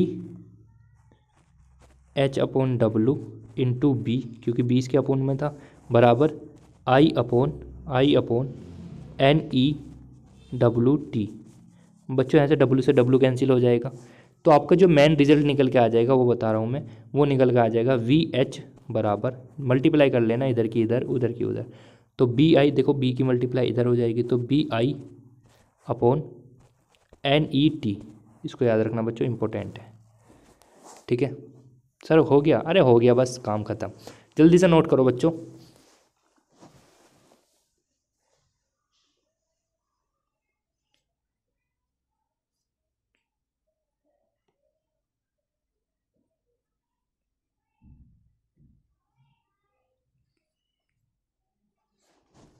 हाँ भाई, नोट कर लिया सभी ने? चलो मैं रब कर देता हूँ इसको।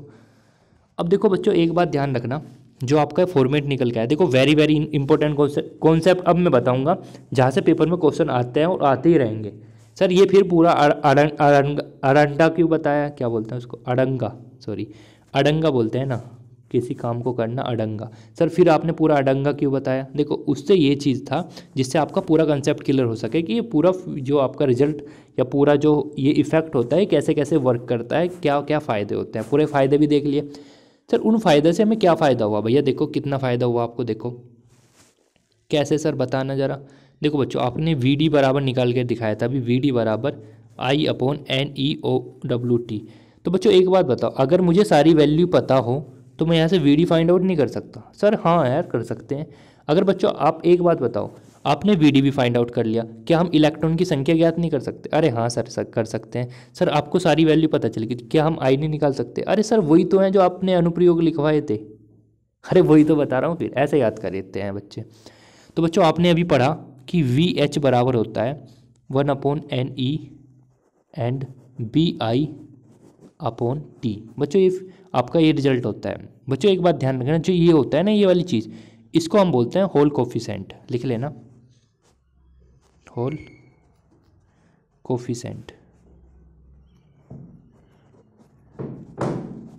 होल नियतांक बोलते हैं जिसको, होल नियतांक। क्या बोलते हैं बच्चों? होल नियतांक। अब बच्चों एक बात ध्यान रखना, इसको बोलते हैं होल नियतांक, यानी 1/NE, 1/NE जो बच्चों बराबर होता है, चाहो तो निकाल सकते हो यहाँ से, देखो 1/NE किसके बराबर निकल के आएगा? सर एक काम करना, टी की मल्टीप्लाई तो कर देना इधर, तो टी आ गया इधर, और जो बी आई अपॉन में ये आ जाएगा इधर। तो बच्चों बताओ इसको मैं कैंसिल कर सकता हूँ या नहीं? तो हम बोल सकते हैं जो आपका होल कोफिशेंट होता है, इसका वैल्यू कितनी आगे निकल के बच्चों, ये आ गया आपका V H into T upon B I. और बच्चों एक बात बताता हूँ आपको, आपके पेपर में ये क्वेश्चन कितनी बार आ चुका है कि होल नियतांक का मात्रक क्या होता है, निकाल सकते हो। आपको पता है वी एच क्या होता है, वोल्टेज होता है, टी क्या होता है, समय होता है, समय होता है ना, हाँ सर समय होता है, बी क्या होता है बताया आपको, एंड आई पता है आपको। सोल्व कर लेना, जो भी मात्रक निकल के आएगा वही उसका मात्रक होता है।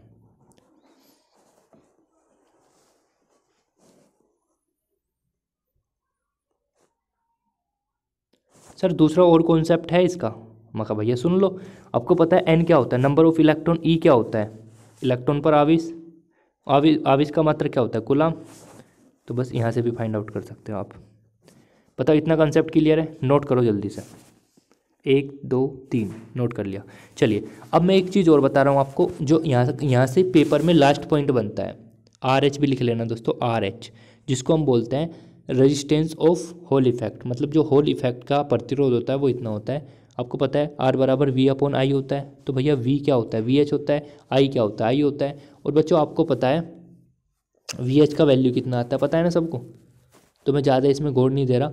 VH का मान सभी को पता है बच्चों को कि VH का मान अभी निकाला था हमने 1/NE/BI/T, ये निकाला था, इनटू में I भी है, तो I से I कट जाएगा बच्चों, तो RH का मान निकल के आ जाएगा आपका B/NET। तो बच्चों इसको भी नोट कर लेना।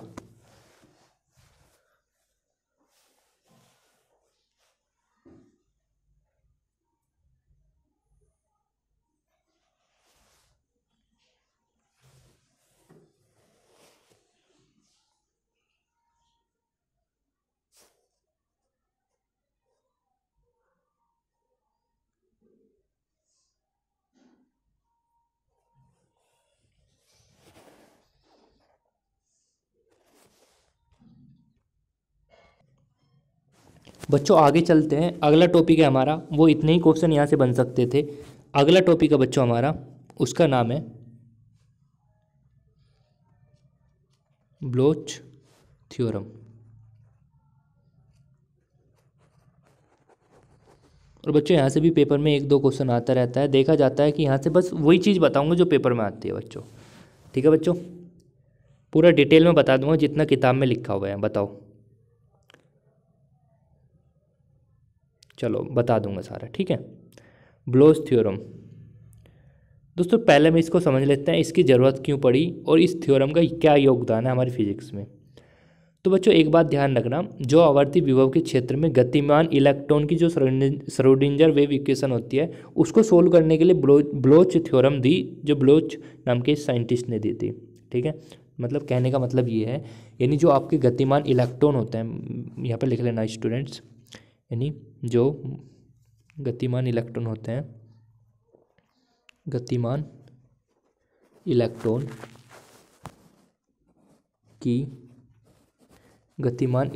की श्रोडिंगर तरंग समीकरण को हल करने के लिए, तरंग समीकरण को हल करने के लिए हम किसका यूज़ करते हैं बच्चों हम यूज़ करते हैं ब्लोच थ्योरम का। ठीक है, अब पॉइंट उठता है कि भैया ये तो बताओ ब्लोच थ्योरम एक्चुअली में है क्या, है बच्चों। चलो बच्चों उसको भी करते हैं, ये पॉइंट क्लियर हो गया कि मतलब कहने का मतलब कहीं ना कहीं जो आपकी ब्लोच थ्योरम निकल के आई है वो केवल श्रोडिंगर तरंग समीकरण, जो गतिमान इलेक्ट्रॉन होते हैं, उसको हल करने के लिए निकल के आई है। ठीक है बच्चों, चलिए सर मैं अब करता हूँ स्टार्ट इसको कार्यक्रम को। बच्चों एक बात ध्यान रखना, जो आपका साई एक्स होता है, ये होता है e⁻⁻⁰ और बच्चों आपका इनटू होता है μ/k(x). ठीक है बच्चों, यही होता है आपका, क्या होता है इसको बच्चों हम बोलते हैं, क्या बोलते हैं बताओ, इसको ही बोलते हैं बच्चों हम ब्लोच थ्योरम। पर ऐसा नहीं कि भैया इसको ही याद करके हम चले जाएंगे और काम चल जाएगा। देखो बच्चों ये +- का i⁻k(x) होता है, ठीक है ना, कभी इसको लिखने में प्रॉब्लम हो, और ये e⁻, में ये इसकी मल्टीप्लाई में की, ठीक है ना बच्चों, ब्लोच थ्योरम होती है। बच्चों एक बात और ध्यान रखना, ये तो होगी ब्लोच थ्योरम, एक बात और ध्यान रखना, जो यहाँ पे UK है बच्चों, UK, अगर मैं UK(x) की बात करता हूँ बच्चों, UK(x) की नोट करते हुए चलना, फिलहाल नोट करते हुए चलना सभी बच्चे। जो बच्चों UK(x) होता है, UK(x) होता है वो बच्चों UK(x+A) बराबर होता है, या हम ये भी बोल सकते हैं UK(x+2A) के बराबर होता है, या आप इन शॉर्ट ये बोल सकते हैं dot dot dot dot dot करके हम ये भी लिख सकते हैं। देखो इसको लिख लेना नेक्स्ट लाइन से, यानी हम बोल सकते हैं UK(x) जो होता है बच्चों वो आपका UK(k+A) के बराबर होगा। अच्छा बच्चों, और जो आपका UK होगा वो x+2A के बराबर होता है, बच्चों इन शॉर्ट मैं ये बोल सकता हूँ dot dot dot dot dot dot करके, यानी यू के जो होगा, यहाँ पे यू है, यू के जो होगा वो एक्स प्लस एन ए के बराबर होगा बच्चों, ठीक है। यानी ये फर्क नहीं पड़ता कि इसमें के है या के प्लस ए है, बराबर होंगे, या के प्लस टू ए है या के है, बराबर होंगे, या फिर एन ए है या टू ए है, मतलब एन के स्थान पे कुछ भी आ जाए, या एक्स आ जाए, वन आ जाए, टू आ जाए, सभी कंडीशन बराबर होती है। इतना पॉइंट क्लियर बच्चों, नोट करो इसको जल्दी से। अच्छा बच्चों, अब मैं इसकी दो केस बना के दिखा रहा हूँ आपको, दो case. Case number one, case number one, सभी बच्चे नोट कर लेना यार।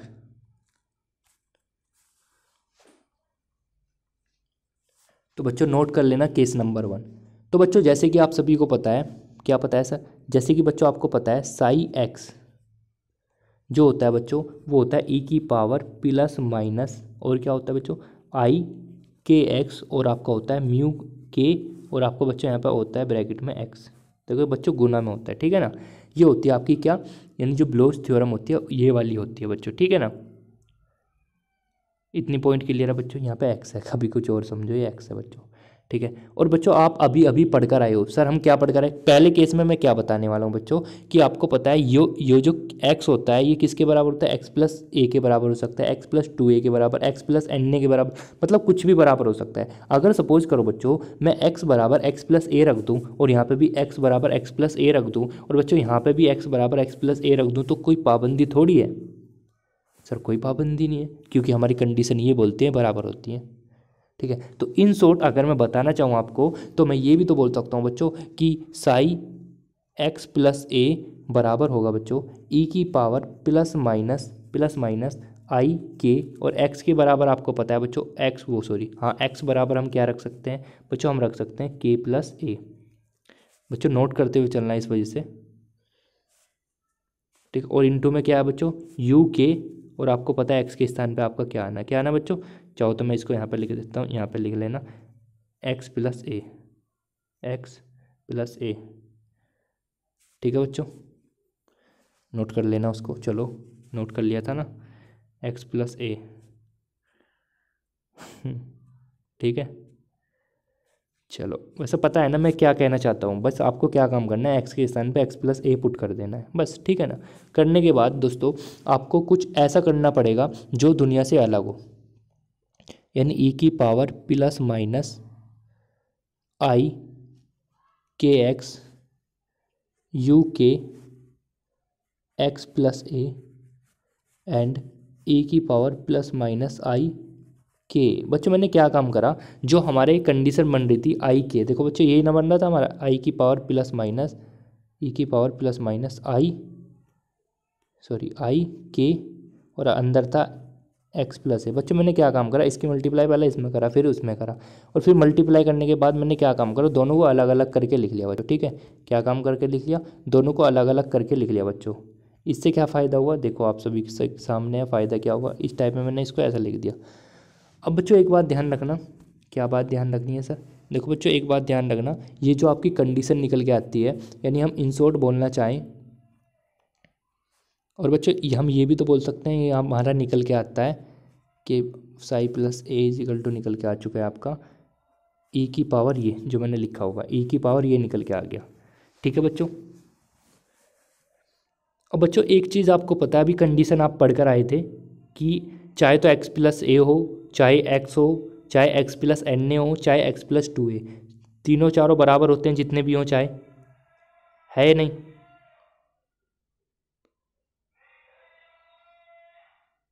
ठीक है बच्चों। अमरूद वाला आ गया, खाओगे कोई,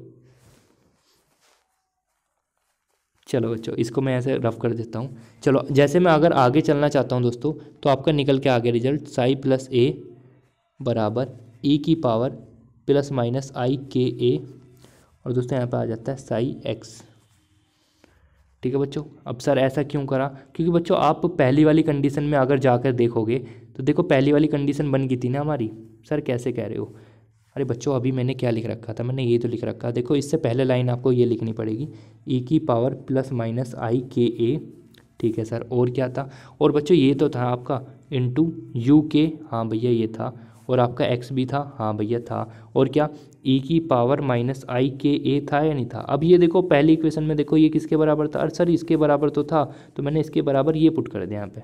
समझ में आया बच्चों? अच्छा सर ऐसे हुआ, हाँ भैया ऐसे ही हुआ। ठीक है वो ठीक है बच्चों। तो फिर क्या होता है, ये आ गया आपका रिजल्ट। यहाँ पे लिख लेना जहाँ, चाहो तो बच्चों इसको एक चीज़ और लिख सकते हो आप कि साई एक्स प्लस ए बराबर, इसको बच्चों आप क्यों भी बोल सकते हो पूरे को, ये जो होता है इसको मैं क्यों से भी रिप्रेजेंट कर सकता है, क्यों बराबर साई एक्स। तो लिख लेना जहाँ क्यों बराबर आपकी ये वाली वैल्यू है प्लस माइनस आई के ए। नोट करो बच्चों जल्दी से। ओके बच्चों स्क्रीनशॉट ले लेना। चलो भैया अगर मैं, ये पहला केस हुआ, अगर बच्चों मैं दूसरे केस की बात करता हूँ, इसको नोट कर लो, केस 2, केस सेकंड। बच्चों केस सेकंड में क्या होगा, केस सेकंड में क्या होगा, केस सेकंड में क्या होगा, केस सेकंड। तो सेकंड केस में बच्चों क्या होता है, यहाँ पे क्या होता है कि आपका जो लेटिस पोटेंशियल होता है, मतलब जो जालक विभव होता है, जो आपका बच्चों जालक विभव होता है, जालक विभव वो शून्य होता है इसमें, जालक विभव शून्य होता है, नहीं जो लेटिस पोटेंशियल होता है वो जीरो होता है। और बच्चों हम बोल सकते हैं यू के वेक्टर जो होगा वो क्या होगा, कांस्टेंट होगा। इस वजह से हम बोल सकते हैं इनडायरेक्टली म्यू के बराबर ई की पावर प्लस माइनस आई के एक्स। ठीक है, वैसे इतनी इंपॉर्टेंट नहीं है, फिर भी बता दी, किताब में लिखा हुआ था। ओके बच्चों,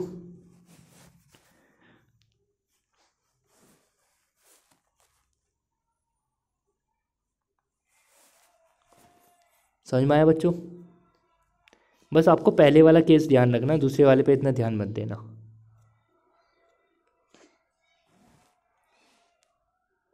बच्चों एक टॉपिक और रह चुका है आपका,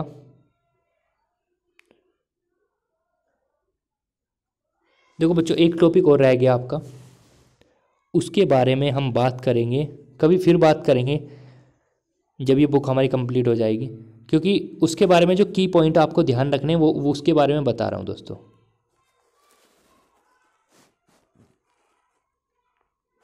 बताऊँ दोस्तों, देखो सबसे पहले की पॉइंट आपको याद रखना है जिससे हमारे आज के क्वेश्चन हो सके, ठीक है ना।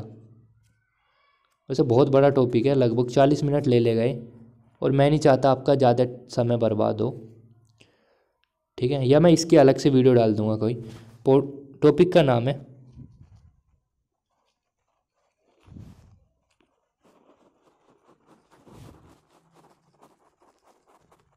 ये मॉडल है आपका क्रेनिंग पीनी मॉडल, ठीक है बच्चों।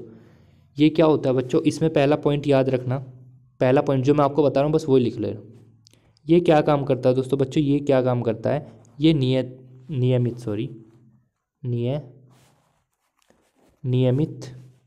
नियमित विभव कूप, नियमित विभव कूप तथा आवर्ती अवरोधों में इसका यूज किया जाता है बच्चों, अवरोधों में, ठीक है बच्चों। ओके बच्चों,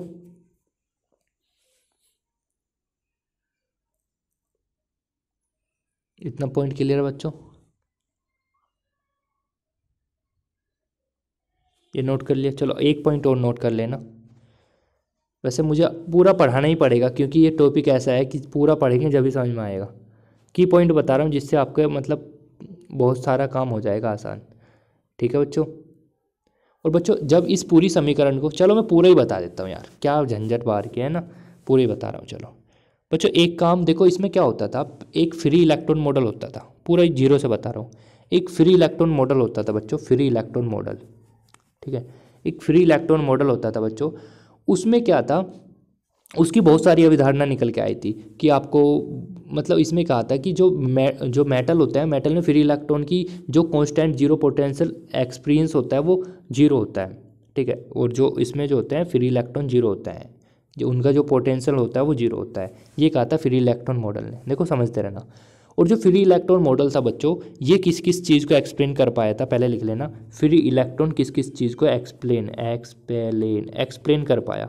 तो बच्चों फ्री इलेक्ट्रॉन जो मॉडल था वो काफ़ी चीज़ों को काफ़ी हद तक एक्सप्लेन कर पाया, बहुत सारी चीज़ों को, पर एक चीज़ को वो एक्सप्लेन नहीं कर पाया, वो बताऊंगा भी का कह रहा हूँ मैं। ठीक है, तो 10 मिनट का टॉपिक है, ख़त्म करते हैं इसको भी, ठीक है ना। मैं नहीं चाहता आपका कुछ भी छूटे।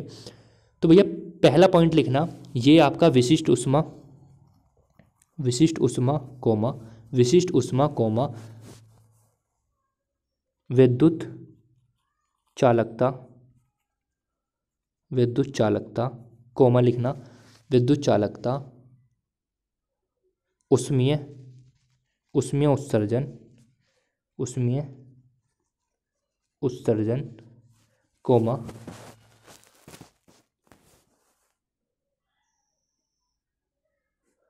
थर्मल कंडक्टिविटी, यानी थर्मल तापीय, जिसको बोलते हैं तापीय चालकता।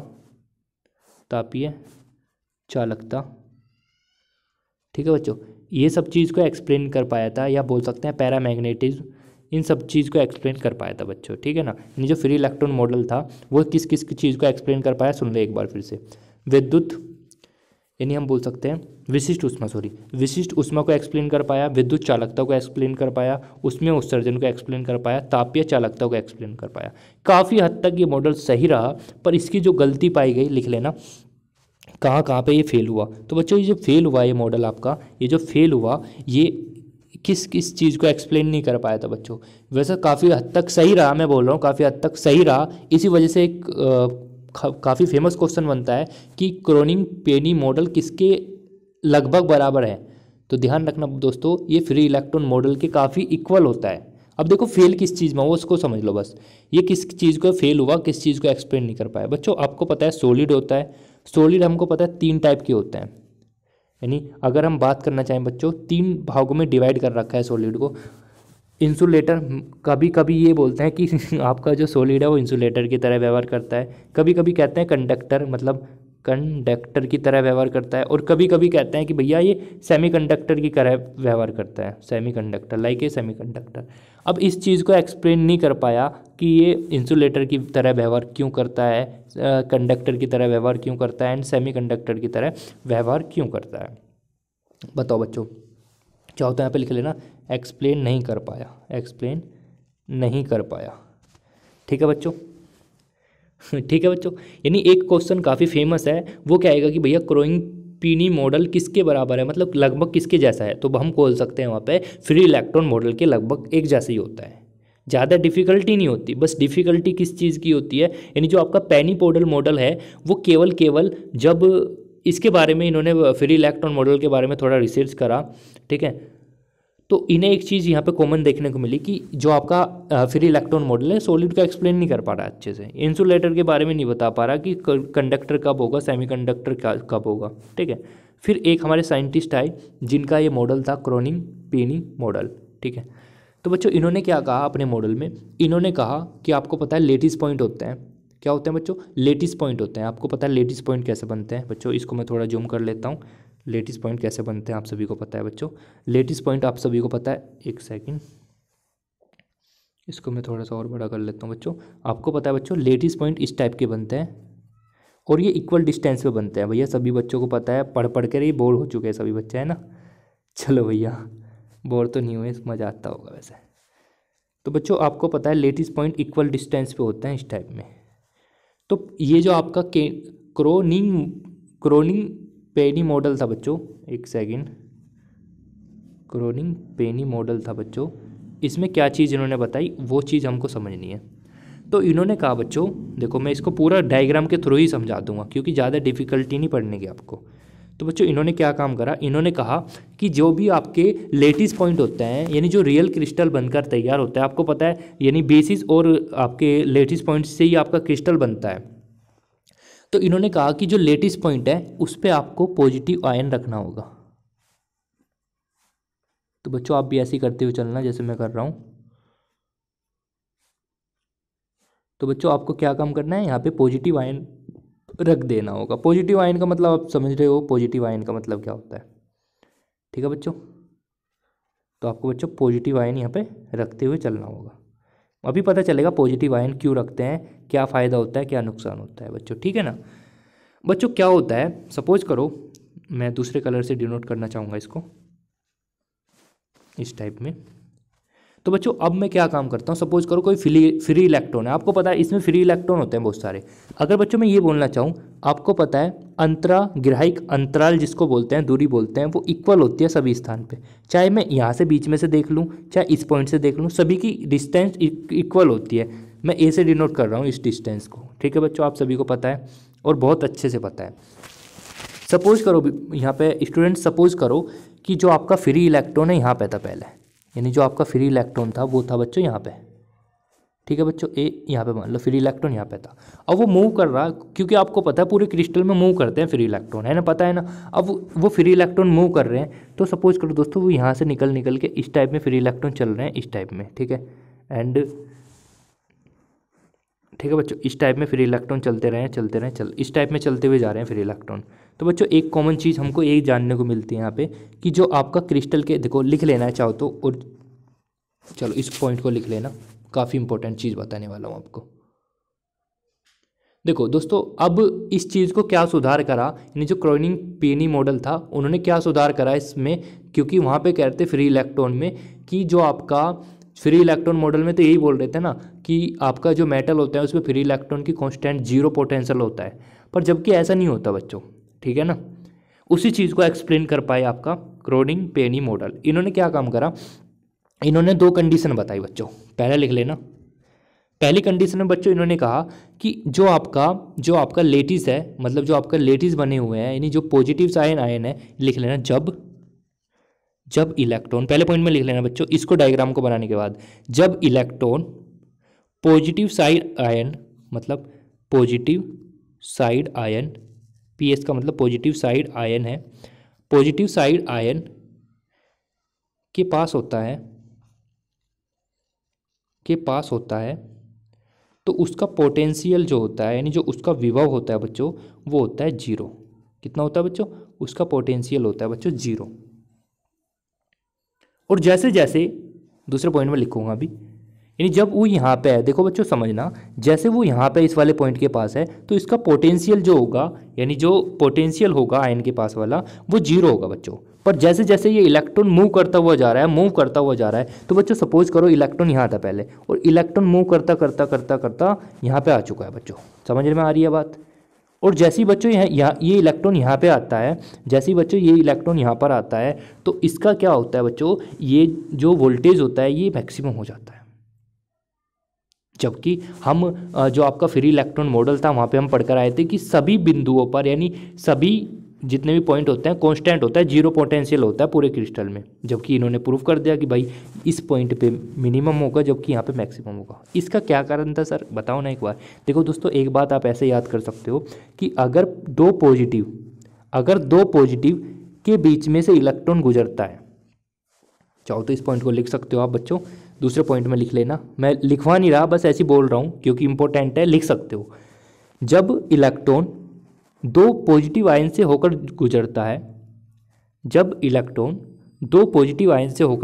है, तो बच्चों क्या होता है, इसका जो पोटेंशियल है वो मैक्सिमम हो जाता है बच्चों। क्या हो जाता है बच्चों, इसका जो विभव है वो उच्चतम हो जाता है, यानी उच्च हो जाता है। ऐसे सेम बच्चों यहाँ पे अब जब इसके पास आएगा तो बच्चों क्या हो जाएगा, मिनिमम हो जाएगा, फिर दोबारा से, फिर जैसे बीच में जाएगा फिर मैक्सिमम हो जाएगा, फिर मिनिमम हो जाएगा, फिर बीच में जाएगा मैक्सिमम, ऐसे ये मिनिमम मैक्सिमम होता चला जाता है बच्चों। बोलो बच्चों समझ में आया।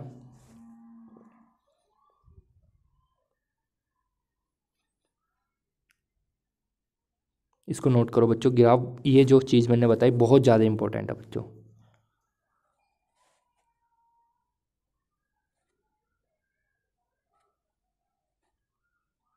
चलो ठीक है सर, इतना नोट कर लिया। अब देखो भैया, अब क्या होता है बच्चों, एक पॉइंट और नोट करना आप साथ के साथ, जब हम कर ही रहे हैं तो अच्छे से करेंगे यार, ऐसे बकवासबाजी थोड़ी करेंगे।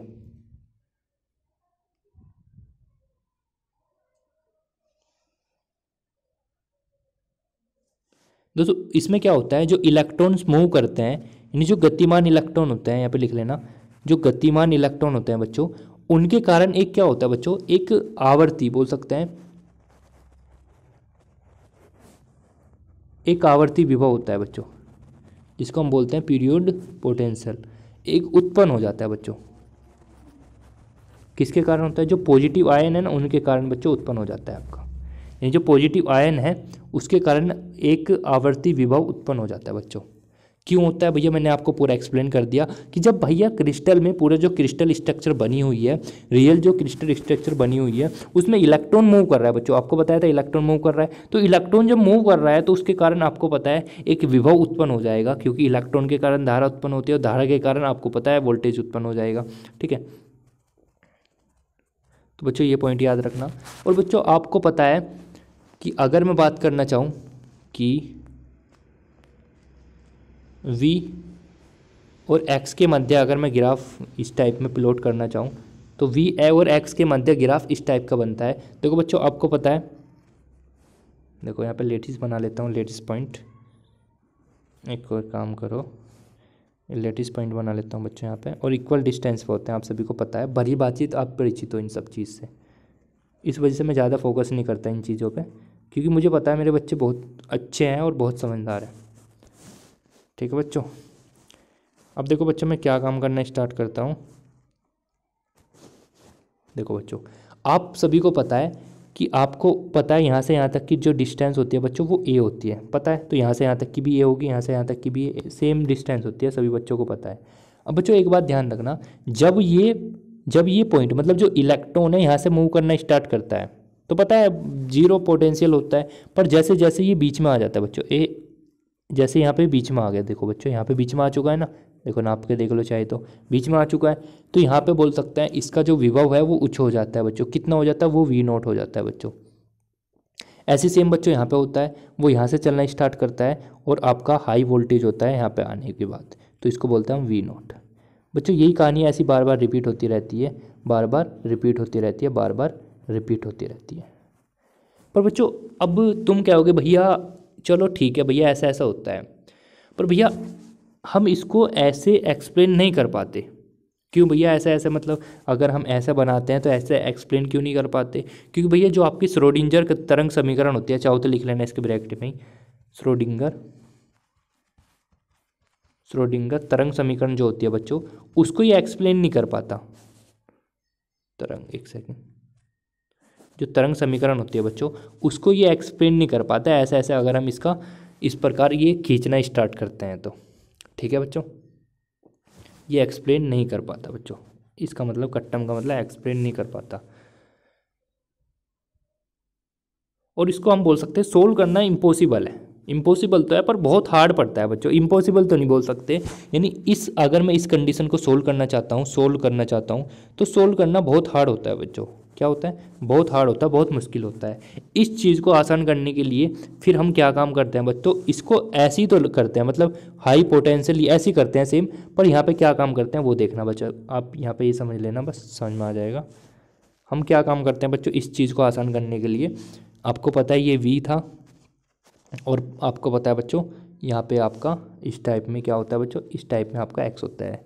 आपको लग रहा होगा सर आपने बीच में ये जगह क्यों छोड़ दी, पता चल जाएगा क्यों छोड़ दी। बच्चों आपको पता है लेटिस पॉइंट होते हैं हमारे, पता है आप सभी को, बहुत भली बात ही आप परिचित हो। एक सेकंड, तो पहले भैया मैं लेटिस पॉइंट बना लेता हूँ थोड़े से। तो बच्चों अभी आपने देखा ये हमारा V था, और जगह छोड़ने के बाद यहाँ पे हमारा X था बच्चों। ठीक है, अब बच्चों मैं क्या काम करता हूँ, लेटिस पॉइंट बनाना स्टार्ट कर देता हूँ। क्या बनाना स्टार्ट कर देता हूँ बच्चों? Lattice point.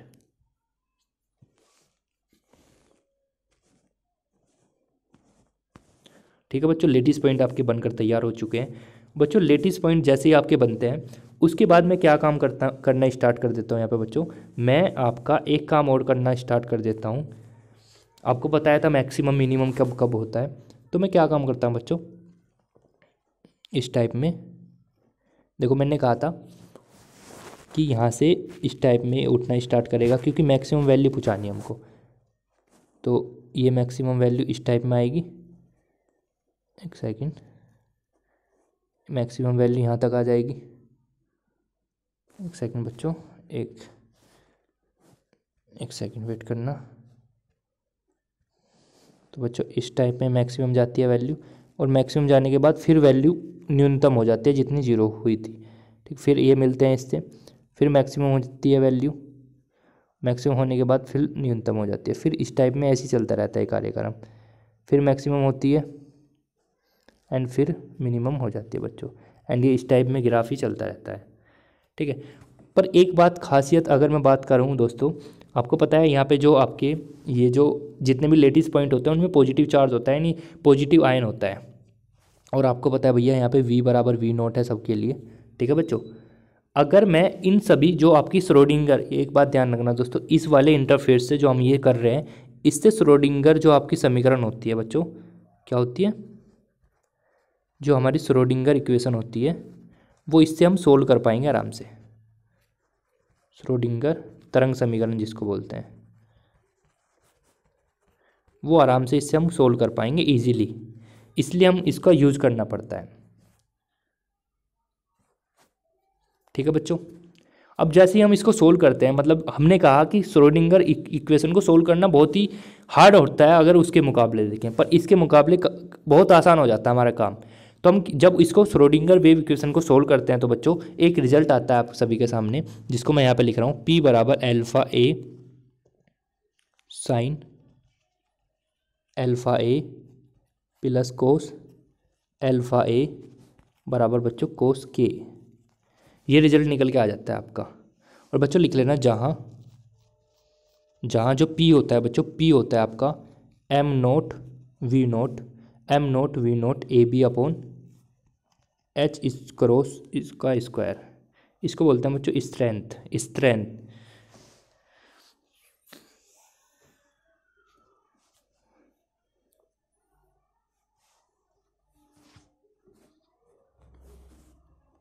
STRENGTH स्ट्रेंथ, ये बोलते हैं बच्चों इसको। ठीक है ना, अब मैं कुछ कंडीशन बना, देखो मेन चीज़ यही होता है बच्चों, मैं इसकी डेरिवेशन नहीं कराई, जानबूझ के नहीं कराई, क्योंकि इसका कंसेप्ट बताना था, मेन कंसेप्ट क्या होता है इसका। ठीक है, ये फॉर्मेट याद रखना, काम चल जाएगा बहुत अच्छा, काम नहीं चलने का यार मज़ा आ जाओ। केस 1 बता रहा हूँ,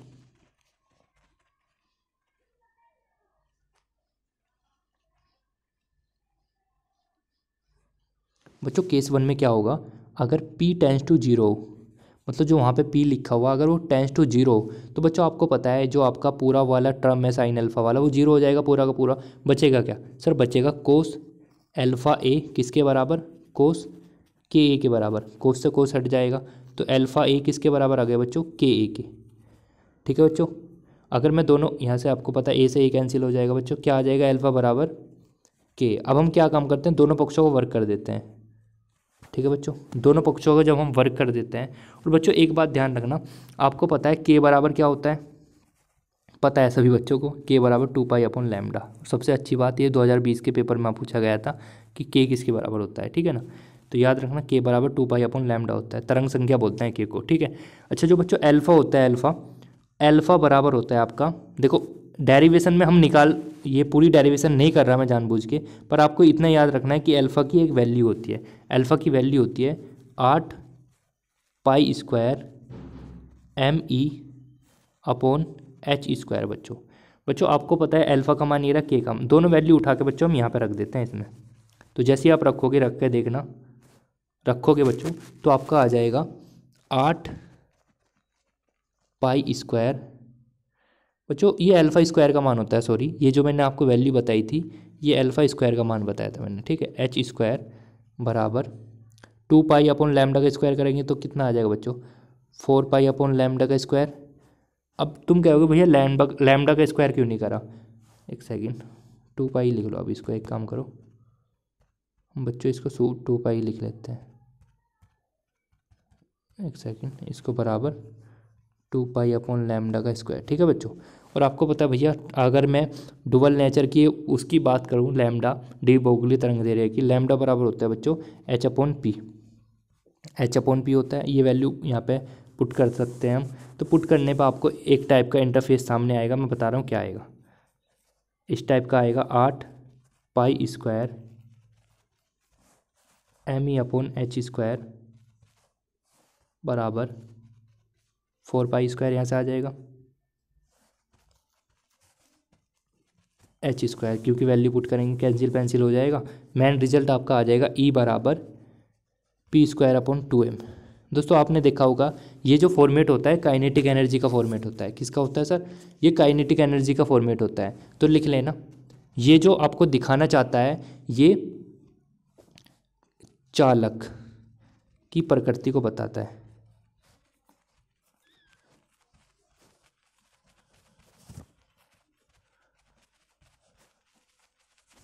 क्योंकि काइनेटिक एनर्जी है, लिख लेना, क्योंकि काइनेटिक एनर्जी है। ठीक है बच्चों।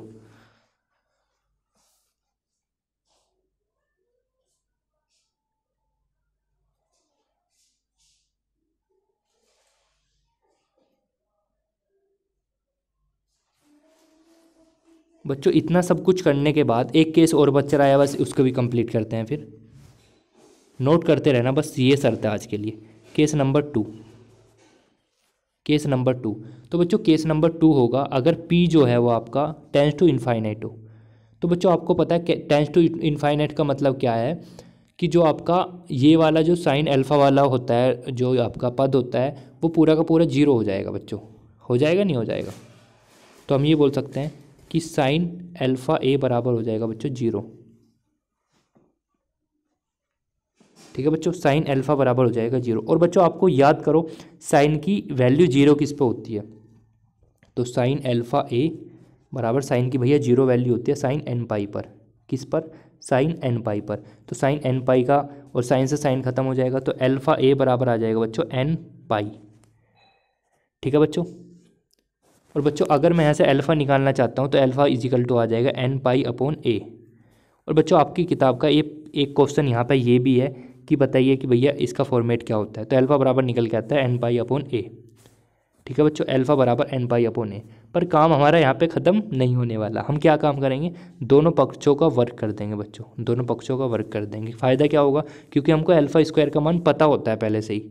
बताओ कितना? 8 पाई² m e अपॉन h²। ठीक है, तो अल्फ़ा² का वैल्यू यहाँ पे पुट कर देंगे। देखो बच्चों क्या काम करेंगे आप, 8 पाई² m e अपॉन h² बराबर n² पाई² अपॉन a²। तो बच्चों यहाँ से मैं e का मान निकालना चाहता हूँ, e का। तो देखो बच्चों पाई से पाई कैंसिल हो जाएगा एंड और कुछ कैंसिल नहीं होने वाला। तो e का मान जो निकल के आ जाएगा बच्चों वो आ जाएगा n² h², क्योंकि इसकी मल्टीप्लाई इधर हो जाएगी, सारा अपॉन में आ जाएगा, एंड 8 पाई a²। एंड बच्चों ये रिजल्ट निकल के आ जाता है। और जहाँ पे n होता है बच्चों वो 1 2 3 समथिंग कुछ भी हो सकता है। ठीक है। और बच्चों ये जो हमारा फॉर्मेट निकल के आता है ये इंसुलेटर की प्रकृति को बताता है। इंसुलेटर की प्रकृति को बताता है बच्चों, उसके बिहेव को बताता है कि इंसुलेटर की बिहेव होता है इस टाइप में। ठीक है। तो बच्चों इससे हमें यही चीज़ पता चलती है कि भैया कि ये इंसुलेटर, चालक एंड आपका सेमीकंडक्टर सब चीज़ को एक्सप्लेन कर पाएगा। ठीक है। जबकि वो जो आपका फ्री इलेक्ट्रॉन मॉडल था वो ऐसा कुछ भी नहीं बता रहा था। ठीक है बच्चों, चलिए देख लेते हैं एक बार टाइमिंग कितना हो गया। अरे वाह मज़ा आ गया, टाइमिंग खतरनाक है एकदम। और देखो हमने बिना PDF के इतना सारा कर लिया। तो हम ये बोल सकते हैं आज कितने घंटे की हमारी क्लास हुई? सर हमारी आज 1.5 घंटे की क्लास हो चुकी है। 2 घंटे की मान सकते हो आप, क्योंकि 1 घंटा 45 मिनट के आसपास हो चुकी है। तो आज फिर हमने एक वर्ल्ड रिकॉर्ड तो बना नहीं पाए, क्योंकि वर्ल्ड रिकॉर्ड बहुत तगड़ा होगा। पर 2 घंटे का हमने एक छोटा सा रिकॉर्ड बना लिया और इस रिकॉर्ड को अपने नाम कर लिया आज फिर, क्योंकि ऐसे ऐसे बहुत रिकॉर्ड बनेंगे जब तक आपके पेपर आएंगे और हम सफलतापूर्वक कामयाबी हासिल करते हुए चले जाएंगे। बच्चों एक काम करना, 9 बजे आपकी एक क्लास और होगी, उसको भी सभी बच्चे देखना पूरे मन तन से। 100+ क्वेश्चन वहाँ पे होने वाले हैं, तो सभी बच्चे वहाँ पे आ जाना यार। ठीक है ना, टेंशन मत लेना। ओके, धन्यवाद आप सभी का। और बताओ कैसा लगा आज का सेशन? फिर कल की तरह या जो भी मैं डेली बोलता हूँ उसकी तरह आज फिर एक काम करना है बच्चों।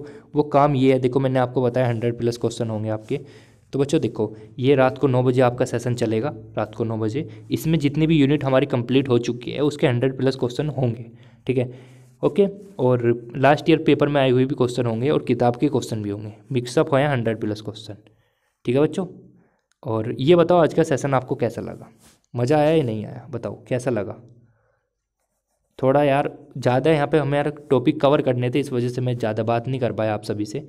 टेंशन मत लेना, जो हमारा प्रैक्टिस वाला होगा यानी जहाँ पे हम 9 बजे बात करेंगे, 9 बजे हम आपसे बहुत बात करेंगे और काम भी करते रहेंगे बच्चों, ठीक है ना। तो आ जाना यार सभी 9 बजे। 9 बजे से लगभग एक, वो भी 1 डेढ़ घंटे के आसपास का लेक्चर है, 1.5 घंटे हो जाएंगे हमारे आसपास। हाँ, 1.5 घंटे में ख़त्म हो जाएगा। कोशिश करूँगा जल्दी से जल्दी ख़त्म करने पर, 1.5 घंटे वहाँ पे बात करेंगे हम आराम से, ठीक है ना। चलो बच्चों, ठीक है, धन्यवाद।